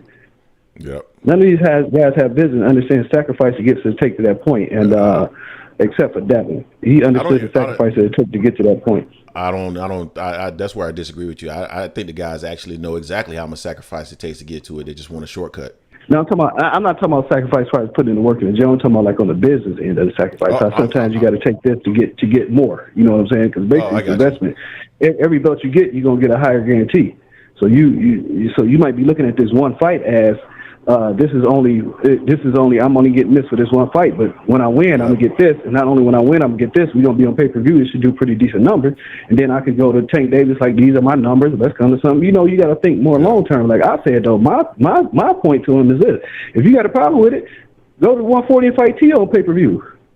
Devin ain't at 140 yet. Or what you gonna do? You gonna stay at 135 and keep fighting his leftovers, or you gonna have some ambition? Go to 140, fight T.O. on pay-per-view because T.O. been complaining and whining about pay-per-views since he beat Loma. He won a pay-per-view fight. Go up there, fight T.O., beat him on pay-per-view. Then now you the big dog at 140, and Devin got to come see you. Facts. You know? Facts. And before I get off here, let me say this about Jared Anderson. Yep. That guy, he ain't making it too far because anytime, you know, everybody keeps trying to talk about he's young, he was learning. Look, anytime you get hit flush and you get bandy legs, no. You don't have too far to go in this game because that guy Martin is old. He's not fast.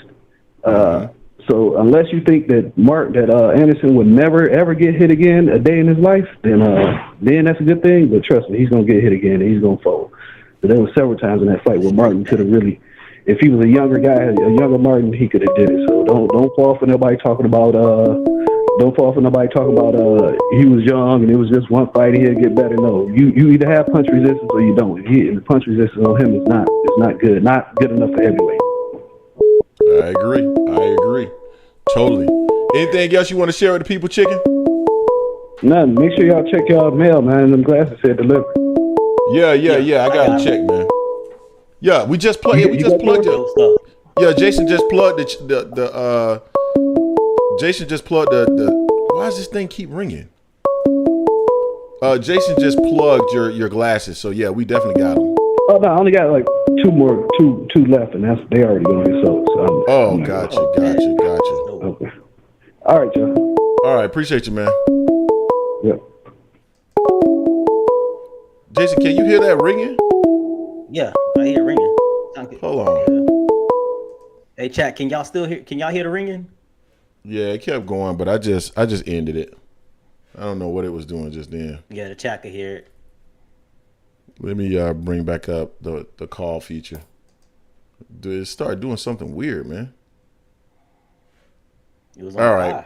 Yeah, we back up. We back up. So phone lines back open, guys. My bad. I don't know what was going on with that. That was Chicken Talk spitting that hot fire though. I just saw FSU Walt calling, so call back, man. But yeah, man. Let's see who we got. What up, JR? The boxing sources in the building. We got FSU Walt in the building. What's going on with you, bro? Bro, I was sitting there listening to that dude talk all that straight up shit. You know what that shit when in the South when the garbage truck spills that sewage on the side of the street, you can smell it from 80 blocks away. Mm-hmm. You talking about Lefty? The dude who just was talking about fucking Devin Haney. Devin Haney fought at home in Oakland and sold 2,600 tickets.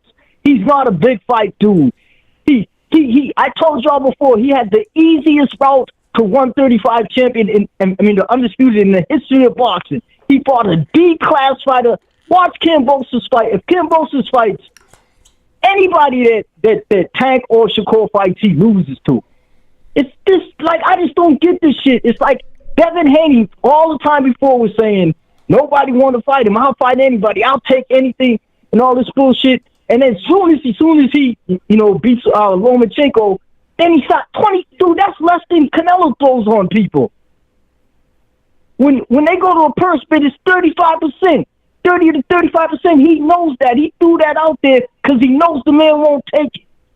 Every time you go back and watch Devin Haney's interviews and Bill's interviews, when they ask him about Shakur, he goes, oh, we'll fight him down the line. He never says nothing about we'll fight him now. You know what I'm saying? And as soon as Shakur jumps in the ring at the end of the thing, he ran out like a little bitch. You know, it's just, I'm tired of this. If that's a 9-2, 10-2, 9-3 fight, and they know that, and the dude, he started going on all this stuff about what Devin Haney's done. What has Devin Haney done?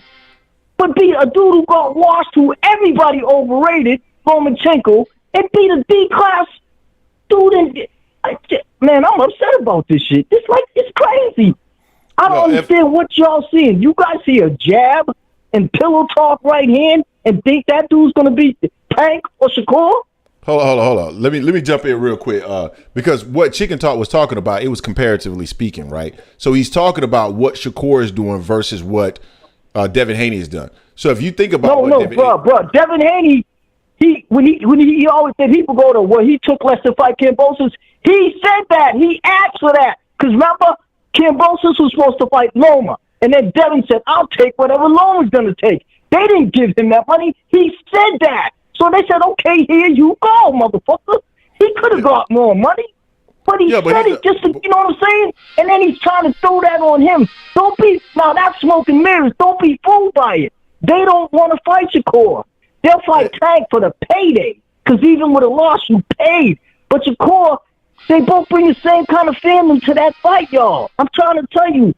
Watch. If Shakur called tomorrow and said, I'll take that 25%, I guarantee you Devin's going to say, no, I'm going up. And listen, that may very well be the case, but what Chicken Talk is talking about, he's talking about comparatively speaking, right? At 135 pounds, Devin Haney has done more than Shakur Stevenson. We can agree on that, right? Agree. Okay. So what Chicken Talk was basically saying is this, that the conversation that Devin Haney had with Bob, which would be, hey, here are the opportunities that I can present to you in terms of fights. And this is what you'll make with this guy, or this guy. If Devin Haney usually makes, and I'm just going to throw this out there, like, let's call it $2 million off of every ticket sold and the pay-per-views or whatever, I don't know. And the money that he will make with Shakur Stevenson, that percentage or the total bucket, you know, he would need a higher percentage to get to that number. Then he's going to say, well, in order to fight him, if all you're saying is this is going to be available, then I need, 75% to get the money that I normally get. That's what he's saying. Now, Bob already said he does the Devin and Shakur fight is not a plus. It's not a big thing to him because it's the same demographic. He wants to put them in with different demographics because more people will come. Tank, they'll do it because they're going to get the fans. With Shakur and Devin Haney, it's only our demographic, man. And it's like it's not going to be his biggest fight because Devin Haney don't have a big fan base. Shakur has they're around the same. So that's really, so Devin's gonna price himself out of that fight. Fellas, go look at the interviews of Bill Haney and Devin. Devin Haney just beat Lomachenko. Shakur, y'all seen it, gets right in the ring. If you got that energy for him, how you looking at him and walking away? I mean, Devin's whole energy for Shakur is totally different from everybody. Please go back and watch how he talks about Shakur. It's always down the line. If you're the man, if you gonna take one more fight at 135 and then they tank, you need to fight this dude. Let me ask you this. Otherwise, just go up to 140 and leave it all alone. And then if Shakur want to run his mouth, let him. So let me ask you this, Walt. So you agree then that the fight is not a big fight, right? No, hell, come on now. Tank's the only big fight. Okay, so then that's why well, that's what I'm saying. That's why he doesn't have energy for him because there's no money. But Greg, here's my gripe with Devin Haney. Devin Haney and Bill, they used to say nobody want them. We'll whoop anybody. Come on, Devin. Okay. I'll fight. Now it's like oh, but you can only have this. Now instead of just saying, what? You challenging me? Okay, let's go. You want him to keep the same energy. That's your issue. Yes, that's what I'm saying, and he doesn't, because I watch all the interviews about Shakur with Devin, and he talks about down the line. And then, bruh, here's the thing that made me upset about the you said that was chicken talk. No disrespect to the brother, because I love his work. But the thing that pissed me off when he said that he started naming Floyd and Devin in the same breath. That's like saying, man, he's not on the same stratosphere as Floyd Mayweather. He's not. At 135, y'all know what Floyd was doing to dudes. I don't think that's not how I took. No, that's not how I took it either. No, I didn't take it that way either. What I took from Chicken Talk was that as far as accomplishments and where they were in the sport, he doesn't have an accomplishment. His only accomplishment is going and beating George Cambosis. Yeah, but let me finish. Let me finish. Tell me what top 135 dudes you have Cambosis beating right now. I had to think. You have to go at least 6 deep. Let me make the point though. The point that he was making was comparatively speaking to Shakur Stevenson, he will be closer to Floyd Mayweather than Shakur Stevenson. Shakur's won belts in more than one weight class and unified in 130. And bruh, then he said, "Oh, he was undisciplined." The dude is getting too big, just like Devin is now. So if Devin needs to just tell all these dudes at 135. I can't do it no more. Or fight Shakur or Tank. That's what Chicken just explained exactly what I just was saying, that he's talking about being closest to Floyd, not being Floyd or being like Floyd, being closest to Floyd. That's what he was saying. Closest to Floyd in what way? If you're talking about both skills and accomplishments, it would be him versus Shakur. I told y'all this before. Go back and watch Floyd's dad. That's who he fights like. He don't fight like Floyd. Floyd can fight if Floyd got in that ring with Lomachenko, what would have happened to that, man? That would have been like a maybe 8-round before they were throwing in the white towel. He would have beat him down. It's like Devin Haney's whole thing is look at. Tell me right now, if Devin Haney and Tank fight and Tank hits him with them left hands like Roma does, did Devin Haney last in that fight? If Tank hits him? Yeah.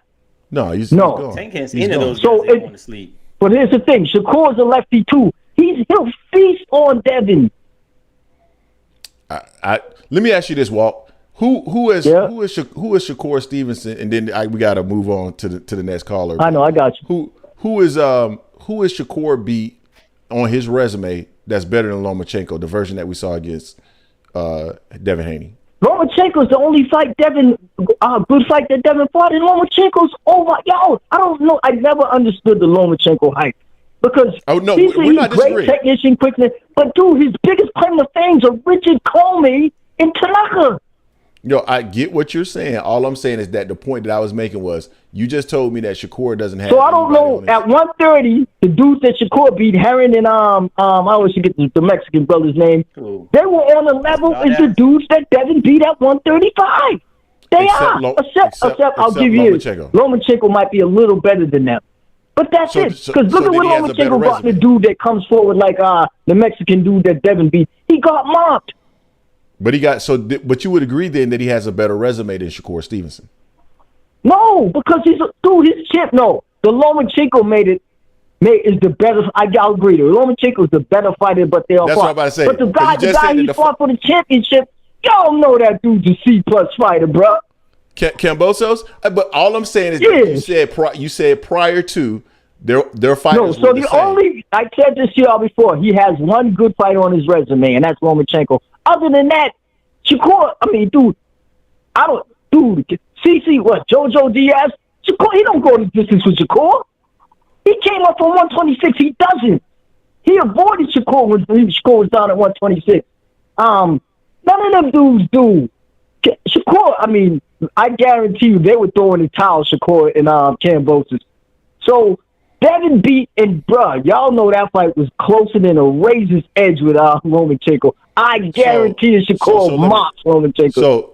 But I don't want to keep holding y'all up. I had to get that off my chest, man. No, man, you good, FSU. We appreciate you calling, but let me ask you this one last thing. So, if in Kambosos' next fight, if he comes and beats a top you see who he's fighting his next fight?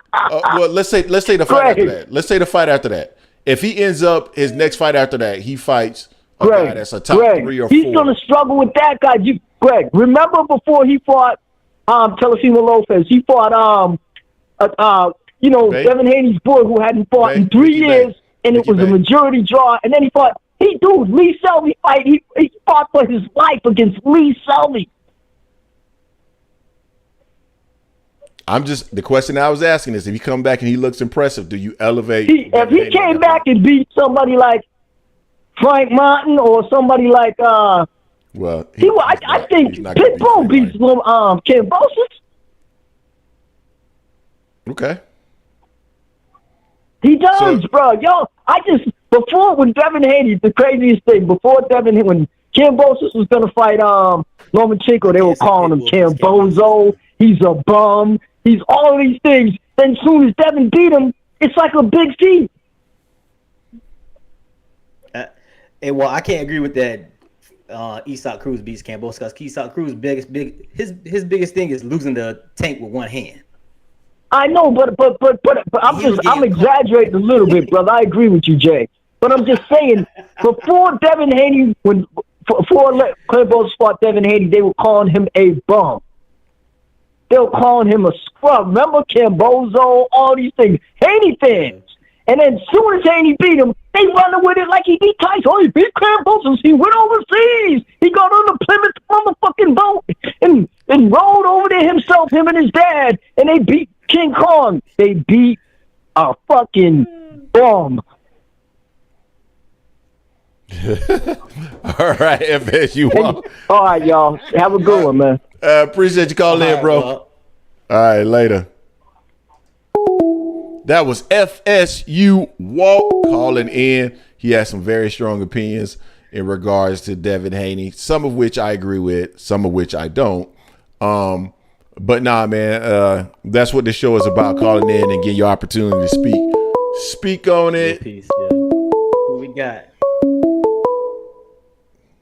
Teal was never undisputed neither.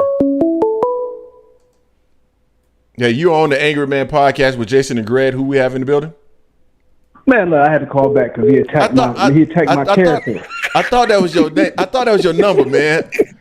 Go ahead. What's going on? Look, Greg, y'all both know me. I don't even think Devin Haney is that great of a fighter. I think Shakur maybe beats him. I think it's close fights, but I would lean Shakur. I think Tank for sure beats him. I don't think he's going to be that good at 140. This is what I'm saying. I don't think Shakur is that great of a fighter. Don't get me wrong, okay? I still think Regis beats him at 140. I think Teal that'd be kind of close, but I don't think he's that great of a fighter. But what I'm trying to get across is that people don't respect work. Devin Haney has put in work. Devin Haney has earned everything he's gotten. He earned it the hard way. This is what I've been trying to say. You got fighters like Teal out here with his affirmative action undisputed at 135. His current affirmative action undisputed at 140. They're trying to call him undisputed at 140 because he's not good enough to get it the way the others have gotten it. So you have to let me tell you something. Well, this is how the shit goes.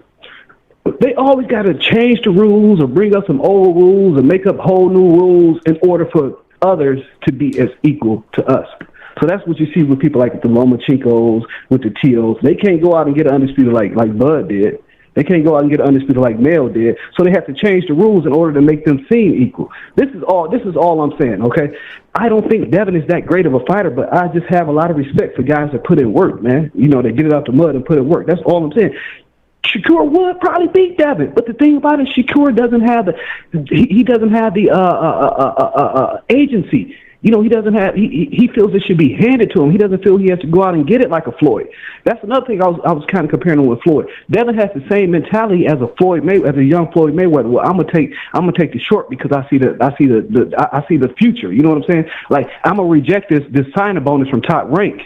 And I'm gonna go to Mexico as a 17-year-old. I'm gonna also skip the amateur. I'm gonna go to Mexico as 17-year-old, and my daddy gonna pay for my fights, and we gonna build up my record. Then we gonna come back. This is our leverage. You know what I'm saying? Shakur is one of those guys. He doesn't understand leverage. He doesn't understand future. He doesn't understand. He said he knows his work. Okay, whatever. That's what you think you were. But you have to. Boxing is so much more about business, about numbers, about planning for your future. Every single fight, you have to look past your next fight in order for your future. And Devin Haney, his father, did that. All I'm saying is respect the work, man. Respect the work. And you as a Shakur fan should want him to put in that work. All these Shakur fans in here should be saying, take the motherfucking 25%, go in there, beat his ass, and now it's 50-50. It's 75% your way. Next time we fight. See, I love fighters like that. I love fighters that understand the sacrifices you got to put in to be greater, because it's going to determine the rest of your career. That's why I love Mell so much. That's why I like Devin Devin as his father as a business, because they make a lot of good business moves, a lot of good business sense. A lot of these other guys who sit up here and wait on something to be given to them. Floyd would go in there and take less money just to get on the card. Like Ray Ford gonna talk about, he didn't want to be on the card this past weekend. I mean, 2 weeks from now, Alicia Bum got on the card because he didn't want to fight under what's that Olympian that's fighting on that card in Detroit? I'm not sure. That Olympian, he's making his debut on that card in Detroit. So Ford talking about, well, I didn't want to fight on that card because I didn't want to fight under him. Now Montana Love versus Hitchens has been canceled. So if Love would have went ahead and took the fight, he would have moved up to the TV portion of the fight, and you would have got more exposure. But these guys, it's hard to advocate for a lot of these guys because their mentalities they don't have the correct mentality. You know what I'm saying? They think things are supposed to be given to them. They don't understand the work that you have to put in and go out and get it. That's what I really respect about the Haneys. Now, I don't think Haney's I don't think he's that great of a fighter. Don't get me wrong. I just, if Shakur is going to be as great as we all think he is, it's going to have to come. He can be like Terence Crawford, where it's 36 years old until you finally get a fight. Or he can be like Floyd and Devin, where you take your future into your own hands and go out and get you a fight. Like I mentioned, why not go up to 140 and fight T.O.? Yeah. Go to 140, fight T.O., and you jump to 140 before Haney has, and now you cornering them.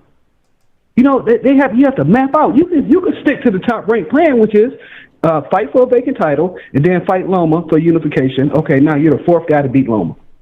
Whoa, great accomplishment. You're the fourth guy to beat Loma. Great accomplishment. Right. Meanwhile, Tank probably done beat Devin by now. Or Devin is up at 140, probably got some good wins. You're constantly going to be behind because you don't have the initiative to take control of your career and take chances. You have to take chances to be great, and these guys think they're great just because they're great fighters. Guillermo Rigondeaux was a great fighter. That don't mean shit. Being great also means taking chances, and that's another thing. It ain't Devin Haney fault that Shakur signed a 360 deal with Top Rank Jay Prince and Antonio Leonard. Shakur needs to figure that out. Well, it was really a 460, a 720 deal when he had Andre Ward. You got to figure that out. He talking about 25% because there's so many hands in his pocket. That's why the money looks so low. But that's the deal you chose to sign. Like I remember Errol Spence talking about, I'm so happy I didn't take a signing bonus. My daddy told me to just take the monthly stipends from Heyman to get to this point to where I am. And Andrade replied to him, I wish I would have did the same. Who replied? There's no vision. Huh? Who replied? Demetrius Andrade. Another great fighter with bad business sense, not willing to take risks. Like when he beat that guy over in Germany, he was supposed to come back and fight Lara. You know what he did instead of fighting Lara? He moved up to 160. Signed with Matchroom Eddie Hearn and moved to 160 because it was more money at the time. They're not willing to sacrifice lesser to get more in the end. That's all I'm saying, my man. That's all I have to say. I just like fighters that take risks because I've always been a risk taker in my life. So I can relate to the Devin Haneys, to the Floyd Mayweathers, to the Errol Spence. I can relate to guys that take risks to be great. It don't always happen. Wilder lost to Fury 2 times, but he took the risk. It don't always happen, but at least take the risk. You know, can you imagine living your life being a great boxer like Demetrius Andrade and just go back and look at your career and be like, man, I just never took no risk. Squandered the opportunity, man. No risk. Yeah, I was the greatest. I was the greatest coming out of my Olympic class, and I never took any risks. And now I'm always thinking, what if? You always going to be thinking, what if you don't take the risk? I would rather take a risk and fail than to have to sleep at night thinking, what if? Facts. That's all I got to say. All right, man. I just had to call back in and clear that up, man. Oh, no worries, man. Right. Later. Yep. All right, chicken. Yo, that's Chicken, man, talking that fire. I actually understood exactly what he was saying when he initially called in, so it wasn't a big deal for me. Man, is this FSU walk calling back? Hey, just bring on a panel, both of them. Hey, this is the Anger Man podcast with Jason and Craig. Who we got in the building? Yo, it's me again. I just heard him call back. Yo, listen, Greg, real. I didn't hear the whole thing what he said the first time. Now I listened to what he said. He's 100. Okay, gotcha. Okay. That's what I was trying to. I was trying to explain it to you. And I agree with that. I agree with that about taking the risk. And I was trying to explain it to you, but you kept cutting me off, bro. No, because I heard the end about he didn't want I thought he was saying that Shakur don't want Dev, and I'm like. Yeah. But here's the thing. I agree with him about the contract that he did with Jay Prince and them. It's like and I agree with him because I'm from over here. I'm from close to where Boo Boo's from, and we always saying that about Boo Boo over here. Like, what the hell are you doing, bro? You know what I'm saying? Yeah. And it's like he got avoided by Canelo, but a lot of the other stuff he made was his own mistakes. And I agree with my man Chicken talk about all of that. But I guarantee y'all this. If they call tomorrow and say, okay, we take the 25%, Devin Haney will say, no, I am going up. If he can't get the Tank fight, he will not take that Shakur taking the 25%. I guarantee you something else will come in. That's what all I'm saying about them two fighters. The business side, about the taking risks, I agree with that about Floyd because he took mad risk, and that's why he's one of my favorite fighters of all time because y'all know I'm an old man, 60 years old, and I've seen a lot of it. But I guarantee you, I've watched Bill and I've watched Devin talk about Shakur, and they always down the line. They always, because you remember how Terence used to do that with Errol? Say, I really don't need to fight. I'm this and that. But so if you're that dude, as soon as they say it, your chest is out. I'm okay. I gave Errol his props because he said, I'm gonna get these because they're all over here at the BBC. Then I'm gonna come see you. Shakur and Devin, are really both in top rank right now. So I guarantee if Shakur takes 25%, Dev gets out of that fight. That's all I'm saying. But I agree with the business side of it. But I've never seen it from Devin Haney. And it's like my man said, I still haven't seen it because I've seen him struggle with Lomachenko when I think, and T.O. beat Lomachenko easy than Devin beat. You know what I'm saying? Mm-hmm. And it's like, I just think Shakur mops him. I watched the sparring and I watched their energy towards Shakur. Tank destroys him, but I think Shakur it's a 9-2, 9-3, 10-2 fight. But y'all have a great one, man. But I just wanted to, say to the brother before that, my bad, I didn't listen to the whole thing. I did agree with what he said a lot. Gotcha, man. Appreciate you for calling back in, Walt. All right, bro.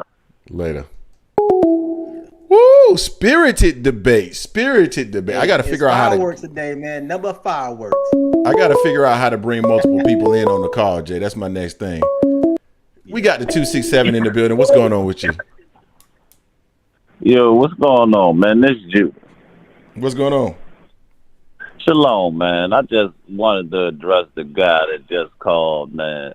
The fact of the matter is, Shakur should be happy that Devin offered him anything at 135. The only person Devin should be looking at 135 is Tank. That's the money fight. You gonna cut that kind of weight, you know what I'm saying, for one last fight at 135, it gotta be Tank or nobody. And another thing about the risk.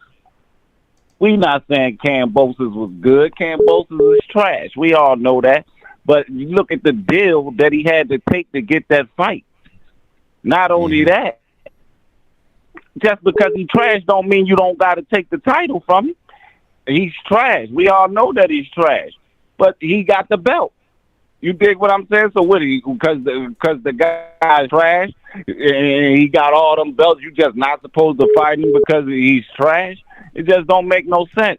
The deal that Haney took to even fight Devin, the deal that Devin took to fight Kambosos was just crazy. Nobody would have signed that deal.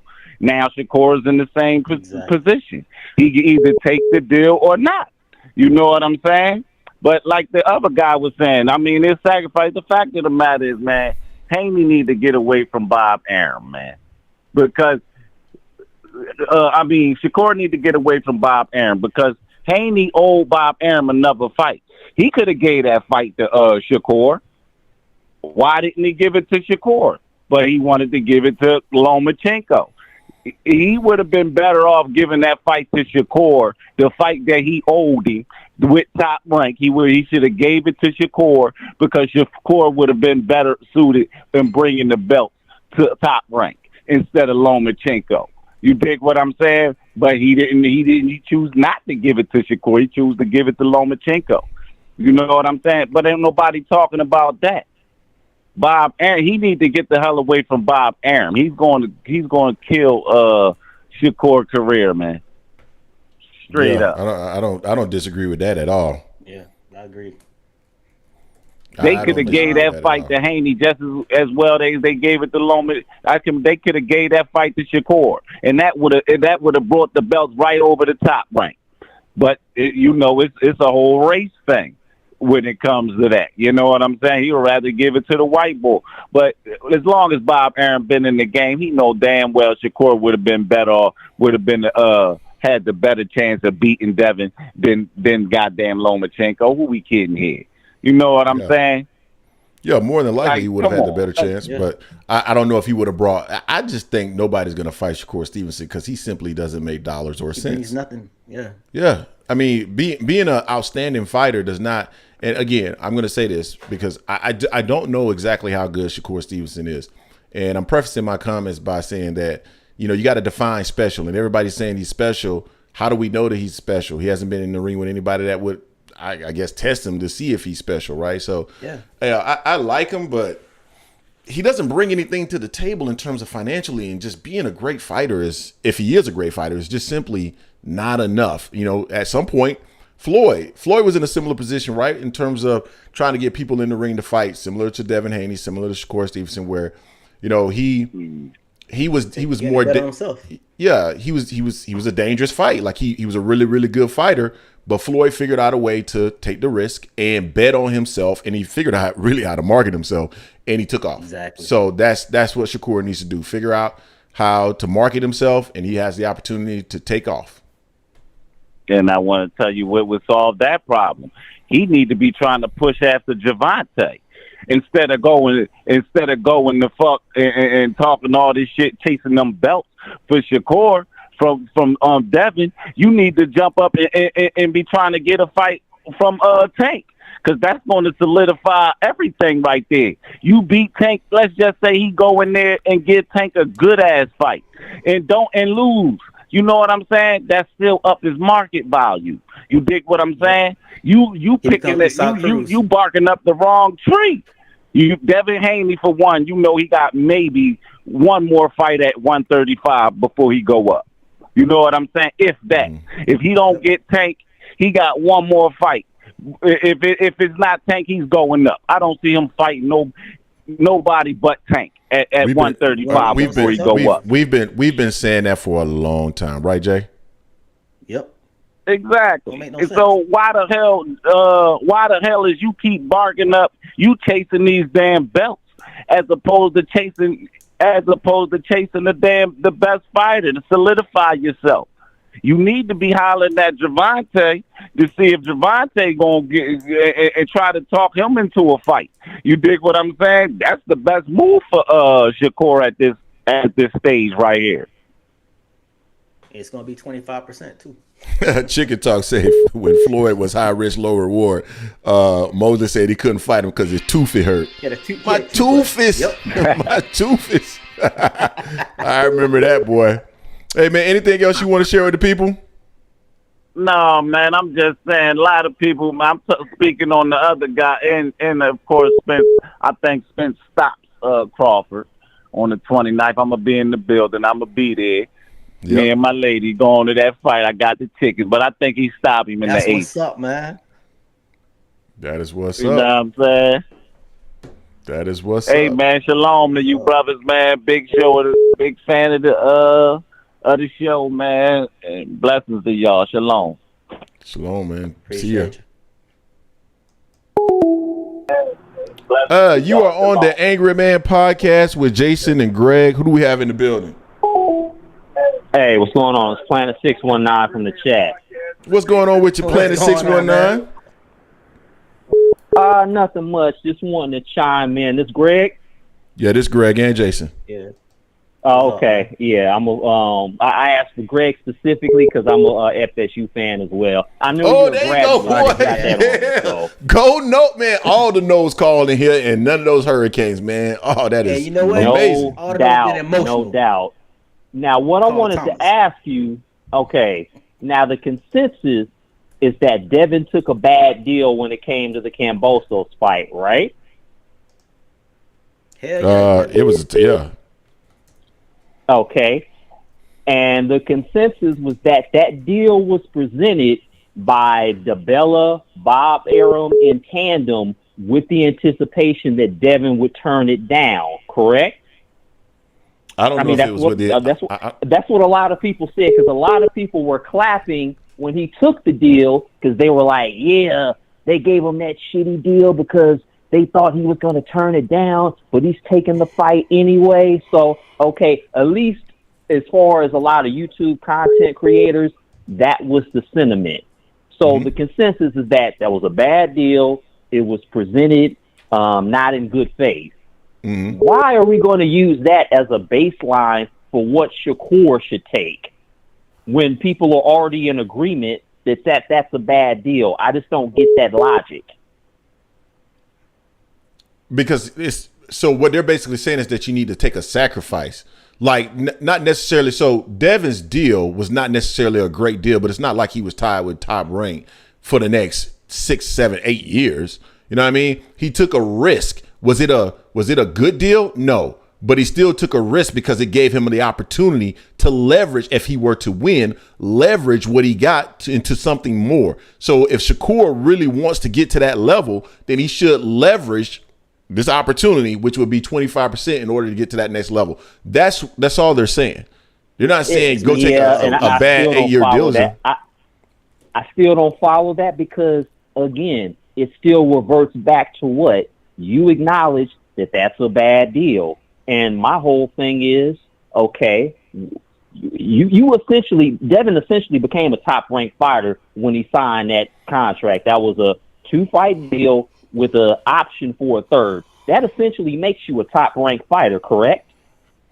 I don't know if I would say he was a top-ranked fighter, but he was definitely tied to him for the next 2 fights. That sounds like he's a top-ranked fighter to me. But okay, we'll agree to disagree on that particular point. Okay, and the other thing, Lomachenko got 43%, and then when Devin was with Matchroom, they actually outbid Golden Boy to secure the fight with JoJo. So between that and the fact that Lomachenko got 43%, that makes me think, where the hell did the other 18% go? Seriously. But he's supposed to take 25 cents on the dollar because of some nebulous idea of sacrifice. And let me ask you another question. When have we seen a top 10 pound-for-pound fighter take 25 cents on the dollar to fight a guy that he has better ratings than?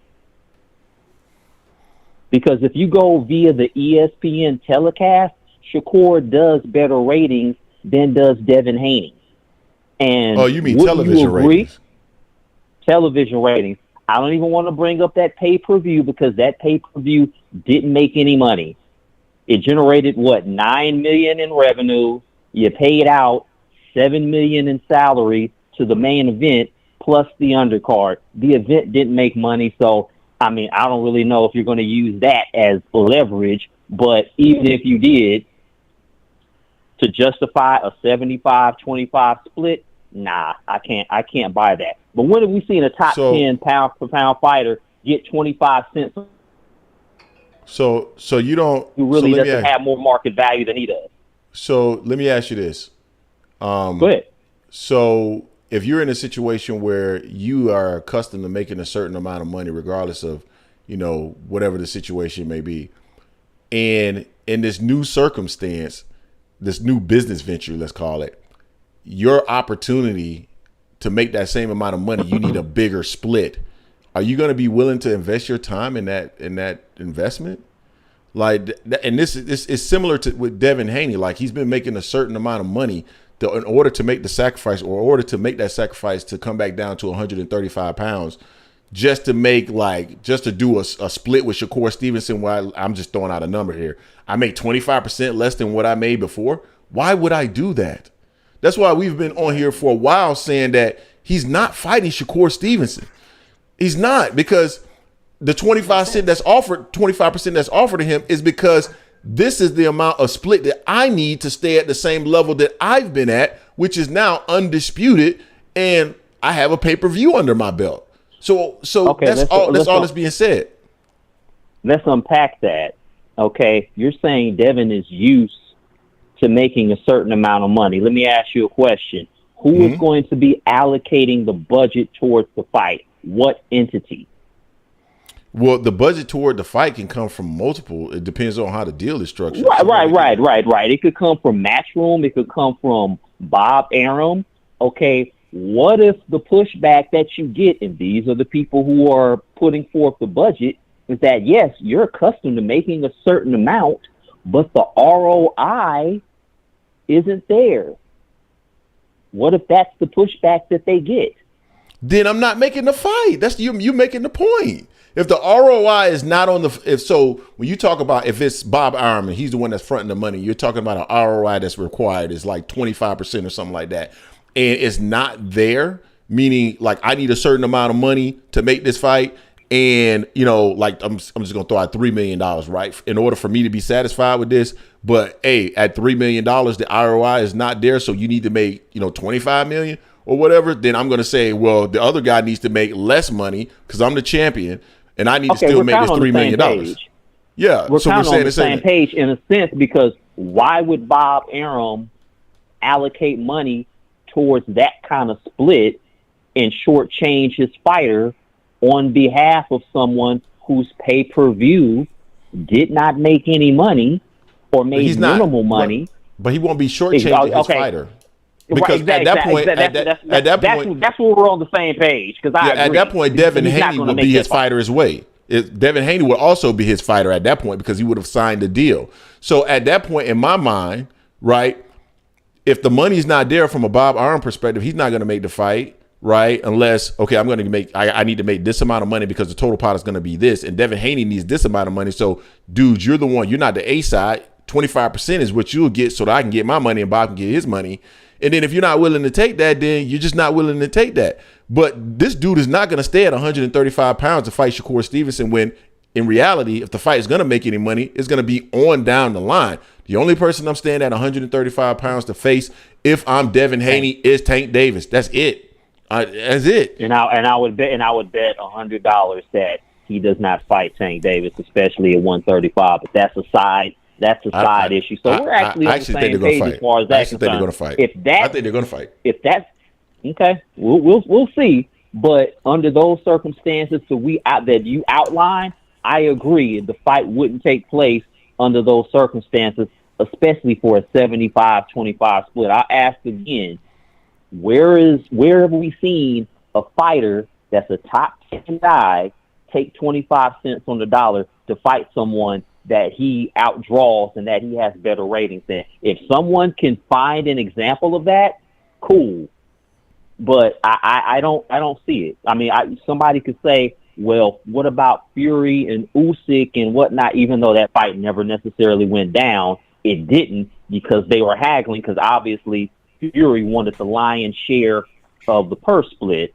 And the only other thing that I'll bring up, a lot of people are like, well, Shakur hasn't done enough at 135 and whoop-de-whoop-whoop. Dude, when you are a top 10 pound for pound guy, certain concessions are made, certain benefits of the doubt are made. Who did Shane Mosley fight at 147 before he fought Oscar? He fought Willie Wise and Wilfredo Rivera, a journeyman and a former contender who was washed. So essentially, he had proved nothing at 147 prior to the Oscar fight. Why did Oscar give him the fight? Because they were friends, and the light bulb went off on Oscar's head. Goddamn, we could do this in L.A., and we could generate some revenue. So that's why Shane got the fight. It wasn't because of what he, quote-unquote, proved at 147. And lo and behold, to me, both of those fighters, after the fight, I thought more highly of them than I did before. What did Wilfredo Gomez do, or what did he prove at 126 prior to challenging Salvador Sanchez? I'm going back 40 years, but still. He had one fight, I believe, at 126, and then got the shot at Salvador Sanchez and was considered the favorite. But on paper, he had done nothing at the higher weight. And who else? Well, Floyd got the shot at Castillo. Did he need to necessarily prove himself at 130? No, because Floyd was already like the consensus top 2 or 3 pound for pound fighter. So certain considerations are made when you're a top fighter. So I just want to address that talking point. Let me jump in because I feel like you're making two different topics here, or two different points. So when you mentioned Shane Mosley, yeah, Shane Mosley was top pound for pound at 135, but then you also went on to say that Oscar De La Hoya had a light bulb go off and they could make a lot of money. So the real reason he got the fight was not because he was a top pound for pound fighter, it's because Shane Mosley was a name at the time. They were going to make a lot of money. With Floyd and Castillo, man, Floyd was the bigger name than Castillo. So of course Castillo's going to be willing. Yeah, so of course Castillo's going to be willing to fight Floyd because Floyd is by far the bigger name at this point. So it didn't have anything to do with Floyd being, the number 1 pound for pound and they're making concessions for him. It was that it was a big fight for Castillo and they were both with Top Rank.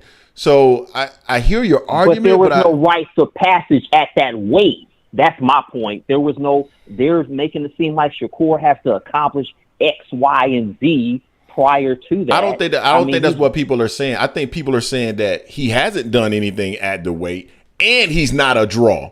If he was a draw and hadn't done anything at the weight, people would be clamoring for the fight, trying to push the fight. He'll be rolling. He's no less of a draw than Devin, according to the numbers. Yeah, now, but he isn't. But that's fine. They're both not draws, but he's not a draw. So why are you going to jump into the ring to get with to fight him if he's not a draw? If he can draw 10,000 fans to Vegas and 10,000 to his hometown, I wouldn't necessarily call him a non-draw. Is he a significant draw? No, I agree with you. But I would disagree saying that he's a non-draw when he does have those attendance. No, he has not fought on when he has lines of pay-per-view. That's when fighting in your hometown, you should draw from a ticket sales perspective. Exactly. Now, dollar-wise, I think his gate probably wasn't much of anything. Now, when you combine the gate and the pay-per-views of Devin Haney, it's going to be, especially the couple of fights that he had over there in Australia. Of course, that was mostly driven by George Kambosos. But you can't really use that because that is Australians going out to see their country. That's fine. Sorry. That's fine. No, I agree with that. But at the end of the day, I still say he's probably a bigger draw, Devin Haney, because even Shakur Stevenson conceded he's the bigger draw. And that he's the inside. So my thing is, go ahead. Go ahead. I think the fight in Vegas against Linares and against JoJo are a little bit more of a fair comparison in regards to the two fights that Shakur had at the Prudential Center in Newark, which one 10,000, the other 8-9. Vegas is essentially Devin's hometown. They want to say, well, it's Oakland, Okay, whatever. I mean, he moved to Henderson, Nevada at 7, but if you want to call Oakland his hometown, okay, we'll have him do a show at Oracle, and then we can have a more accurate comparison. But all in all, neither one is that significant or more of a draw than the other. That's all I'm really trying to say. And I just can't find an example of when a top 10 pound-for-pound guy has been asked to get 25%. Now, one thing that I will end this with, if Haney had given Shakur an offer of 60-40, I'd be on the total opposite end. I'd be like, MF, you need to take that. Mm-hmm. If he had offered him 40%, he needs to take that. But when Lomachenko got 43%, and when JoJo got a career high payday, and they actually outbid Golden Boy, and then you turn around and offer Shakur supposedly 25%, I'm sorry, that's a little bit sketchy to me, and it sticks out like a sore thumb. But I just wanted to call in. Love you guys, the show, and that's really all I got, fellas. Yes, please send them through. Thank you. Sorry about that, guys. I had to answer the gate. Mute, my brother. Mute. I couldn't figure out how to mute in time, and I know people were coming, so go ahead. No, he hung up. Oh, my bad. Sorry about that. So yeah, Jay, what else do we have on the docket? The lines are still open, Jay. I know you're on punishment this week, so I don't want to keep you out too long. Let's see. We got the 609 calling in. We got the 609 in the building. I believe this is Terrence, right? Yeah, it is. What's up? What's going on? What's up? How y'all doing? I'm doing well, man. How are you, sir? What's happening? Pretty good. Yeah, I just got a couple things for y'all. I take issue for something that was said earlier about that I formally agreed with, but I don't know now because I think one of you guys said that the Josh run was better than Bud's run. Now I'm starting to question that because do we know how good these guys really are? After Timo just pretty much had his way with Josh, and Josh in the previous fight he looked like trash. Was this a better run? I think we got to start to question that. I mean, was Ramirez really that good? Is he really that good? I think the first fight he won against was Miguel Vasquez, right? So he beat Miguel, and then he beat Josh, and he beat Regis. And my question is, are those guys really that good? I mean, we don't know. So yeah, I don't know if that was a better run than Bud's run. Now, can I ask you a question? Now, yeah.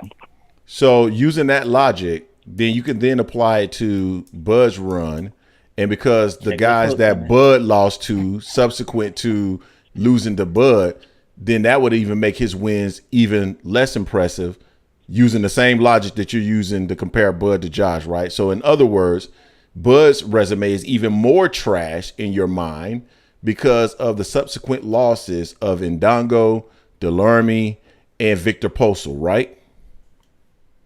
No, what I'm saying is, I was agreeing with you. I'm asking you a question. I get that. I get that. No, I get that. I get that. Now I'm talking about Terence Crawford. I'm off of that. So now you should no. Hold on. Using the same logic, you should now think less of Terence Crawford, right? Okay, wait, hold on a second. So he fights. He fights. I'm just saying, like, my thing is, okay, I was agreeing with everybody because, I thought Josh would win this fight against Timo easy, bro. I don't know what you mean. How do you compare that to Bud? I'm just simply saying they're both. If that's how you want to look at it, they both might be trash. Is all I'm saying. One might not be better than the other. Hold on. But we're now saying that you guys made trash. Yeah, that's what I'm saying. So you now know. So if Josh Taylor was not as good of a fighter and his run was not as good because of how he lost to T.O., then we should also think that Terence Crawford may not be as good of a fighter because of some of the losses that the subsequent fighters he had that they had after that, right? But the difference is, Bud, like when he knocking people out, sometimes they just not the same. That's what I'm saying. I don't know. That seems to be the problem with Bud, because when Bud knocks these guys out, like they just never the same again. I don't know. It's better to get worked out than to get punished. That's what impacts fighters when they get punished. You said that. Did we really know if Ramirez was that good? And if we really know, so if there's subsequent defeats, if a subsequent defeat diminishes a fighter, then that means subsequent defeats of the fighters that Terence Crawford beat for his 140-pound run also would apply. And Ndongo won 22% of his fights afterwards. But it's a different, Greg. It's a difference. We're talking about the fighter you're saying's run was.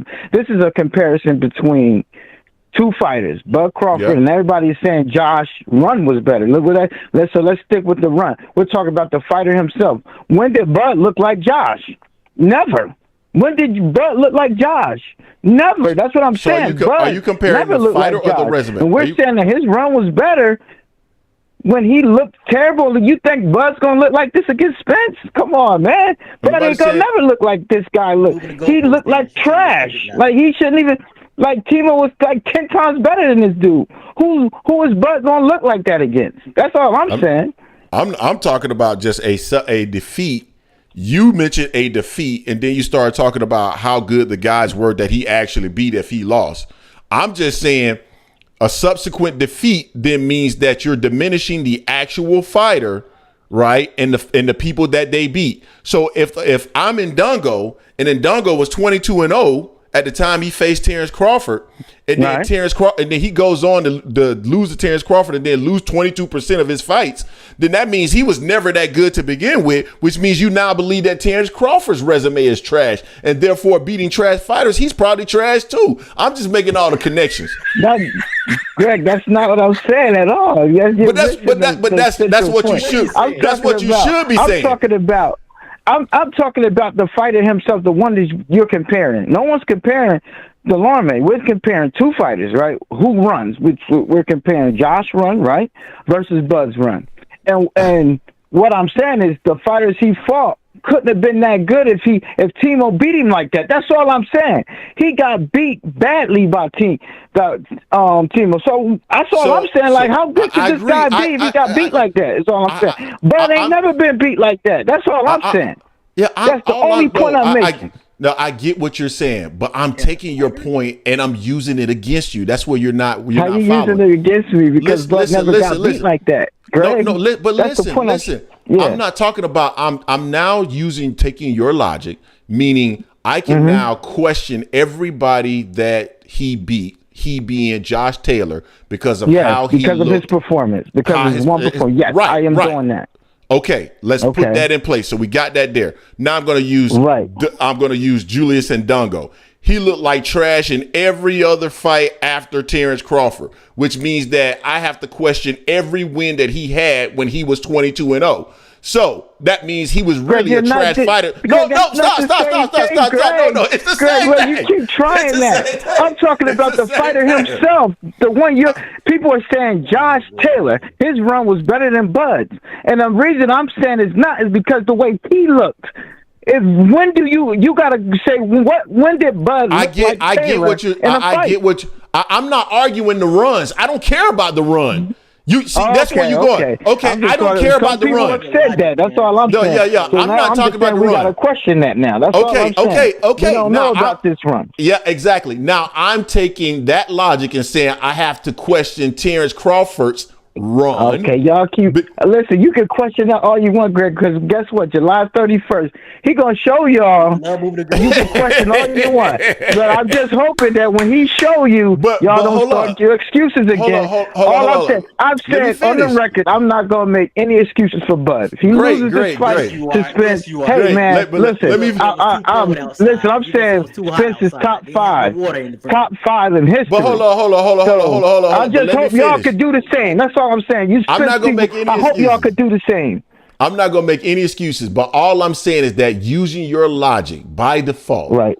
Terence Crawford's resume has been diminished since you came to the conclusion that the fighters that Josh Taylor beat were diminished because of the way that Josh Taylor looked. Then I'm saying that I'm looking at how Dongo looked subsequent and every other fighter that Terence Crawford beat at 140. And I'm saying based off how they got beat up after that, I have to question everything they did before that, which means, and you should too, based off of your logic, which means that then you've also drawn or you're diminished how you see Terence Crawford in your eyes. Now, he could be restored with a win over Errol Spence, but right now you got to kind of look at him like he like, I don't know, Medrick Taylor or somebody, right? No, I can't. It's just the way Medrick did. He was a great fighter, but he didn't beat people like Bud. That's all I said. Bud make it. I mean, he's knocking people. Medrick wasn't knocking people every opponent out like that. I know he's knocking people out, man. But at the same time, using your logic, we got to question everything that he's done because of how those guys look in subsequent fighting, how they got beat up. Listen, I agree with everything y'all saying that y'all don't think that you want to see it, but. Bro, you gotta look at the man fight. All of the Crawford fans, the reason we were upset with Spence is because we wanted to see this on July 3rd. We wanted all of the questions to be over because we're watching him fight and we see what he's doing in the ring, things that are special in the ring that he's doing. Yeah, we want you want to see it against somebody like Spence. Now you get to see it, but it was never his fault, bro. He fought who was. The PBC their fighters never wanted to fight him. We go over this all the time. Danny ducked him. He's supposed to got back to him. Never got back to him. Porter never wanted to fight him when he had the belt. He never called him out until he had a belt and he had nothing to lose. He was the and then even then he wanted to get a certain amount of money to fight Bud. So come on, these guys never wanted to fight, but this is the first opportunity he's getting. Give him a break. That's all I'm saying with that. Give him a break. He got the opportunity. He's going to show y'all, show and prove. I just want to make one more point about Shakur and Devin. Yeah. I don't look at either one. I understand both sides of that. Like for Devin, why would he want to fight a person that he's going to be a dog on? You know what I'm saying? For like 35-40%, where is a good chance he's going to lose, and that's going to take a hit to his reputation. So, of course, he's going to say, hey, listen, you want this fight, you're going to get the lowest amount of money possible. So I get that. And I get Shakur who's saying, listen, look at my pedigree. Look what I did in the lower weight classes. Look, I'm an Olympian. I don't want to take that. So I see both of their points in that. So I'm perfectly fine if that fight doesn't happen. But my question is, I mean, what is Haney going to do? Is he going to go up to 140 and fight those guys up there? I mean, I think he could beat Timo, but after that, I mean, it's going to be tough for him. Regis up there and Matias. I mean, that's tough after Lopez. But yeah, that's all I had to say, guys. Thanks for having me on, bro. I appreciate you calling, Terrence. Peace out now. Later. That was Terrence's best damn videos. Jay, anything else we want to cover? All right, man. We'll take this. Will be our last call. You are on the Angry Man Podcast with Jason and Greg. Who do we have in the building? Yo, can you hear me, man? I can. Yeah. Who we got? Yo, man. This conversation is a waste. Look, if Shakur doesn't fight the guy, he doesn't ever get the opportunity because Devin's leaving the division. If he don't take the offer, he's out of luck. He has no option at undisputed or anything. All he gets is the Lomachenko fight if that's what they give him. That's the biggest fight he's going to get. He's not going to get Tank, right? Right. Because the guy on the phone just before you just said PBC is not doing business with Top Rank, quote unquote. I mean, don't know if PBC either he takes the deal or not. I'm not saying he should or he shouldn't, but that's the only option he has. If you look at it, if you look at the landscape, that's all he has. Yeah, that's probably going to be the most money he's going to make too, because he's not going to get a Tank Davis fight.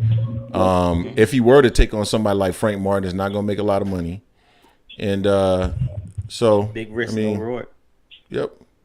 You know the position he's in right now is in the same position that Vernon Forrest was in when he had to fight Shane Mosley. He had to take whatever Shane Mosley offered him. if he didn't take that offer, where was Vernon Forrest going to go? Same as Antonio Tarver and Roy Jones. Same thing. Same thing. It's very simple. It's not emotional. It's very rational and logical. Either you take the deal or you don't. And if you don't take the deal, you never get a shot at undisputed at that weight class. And then also, he's probably at least a year and a half to 2 years away from getting to 140. So who does he fight at 35 that makes him any money? Because he's not going to get tanked. He's gonna just based off of like Shakur and like his style, and then his temperament. I mean, or personality rather. His personality is not necessarily one that would like be very engaging or I think interesting to the general public. So he's gonna have to take a risk in order to get to where he wants to get to, in my opinion. He does. He has to take a risk. He has to bet on himself. If he doesn't bet on himself, nothing happens for him. He's out of luck. Totally agree. But that's my point, man. I'm just listening in, guys. All right, man. Well, appreciate you for calling, bro. Thank you. All right, man. Yeah, I would agree. This is definitely Al's fault. Jay, anything else you want to cover, or do you want to wrap this show up? Nah, nothing. We're gonna talk about some other stuff in the videos this week. You know, like Keith Thurman and stuff like that. So yeah, absolutely. Stay tuned. Hey guys, so we're gonna go ahead and wrap this one up, man. Again, I want to give shouts out to the other content creators. We had Chicken Talk on, aka Lefty. He has a Spaces every morning at 11 a.m. Eastern Standard Time. Every Saturday. What did I say? You said every morning. Oh, sorry. Every Saturday morning. And I think it streams live to his YouTube channel as well. So Chicken, if you get a chance, drop that into the comment section. Also the Mic Check podcast. That's T Ward. Go check him out. He's almost at 500 subscribers, guys. Go check out the content. Great content. The Boxing Source in the building today. Go check them out. Salute to Fanon International was in the building earlier today. Big homie. And then who else we got? Showboating. Manager Marty, The Real Marlo TV, all real guys, and they have great content. So go check them out. Thank you guys. Appreciate you guys dropping by with us. Sorry we didn't have our show on Sunday as we normally would, but we will have our show again on Sunday, 4 p.m. Eastern Standard Time. So come check us out for some more of this boxing content. If you haven't already, hit the like button before you exit. And if you haven't already, you're new to the channel, become a subscriber. Or a member, if you will, because it really supports the channel and everything that we do here. So, again, thank you, guys. We appreciate it. Salute and peace. Be safe out there. Back it up, Terry.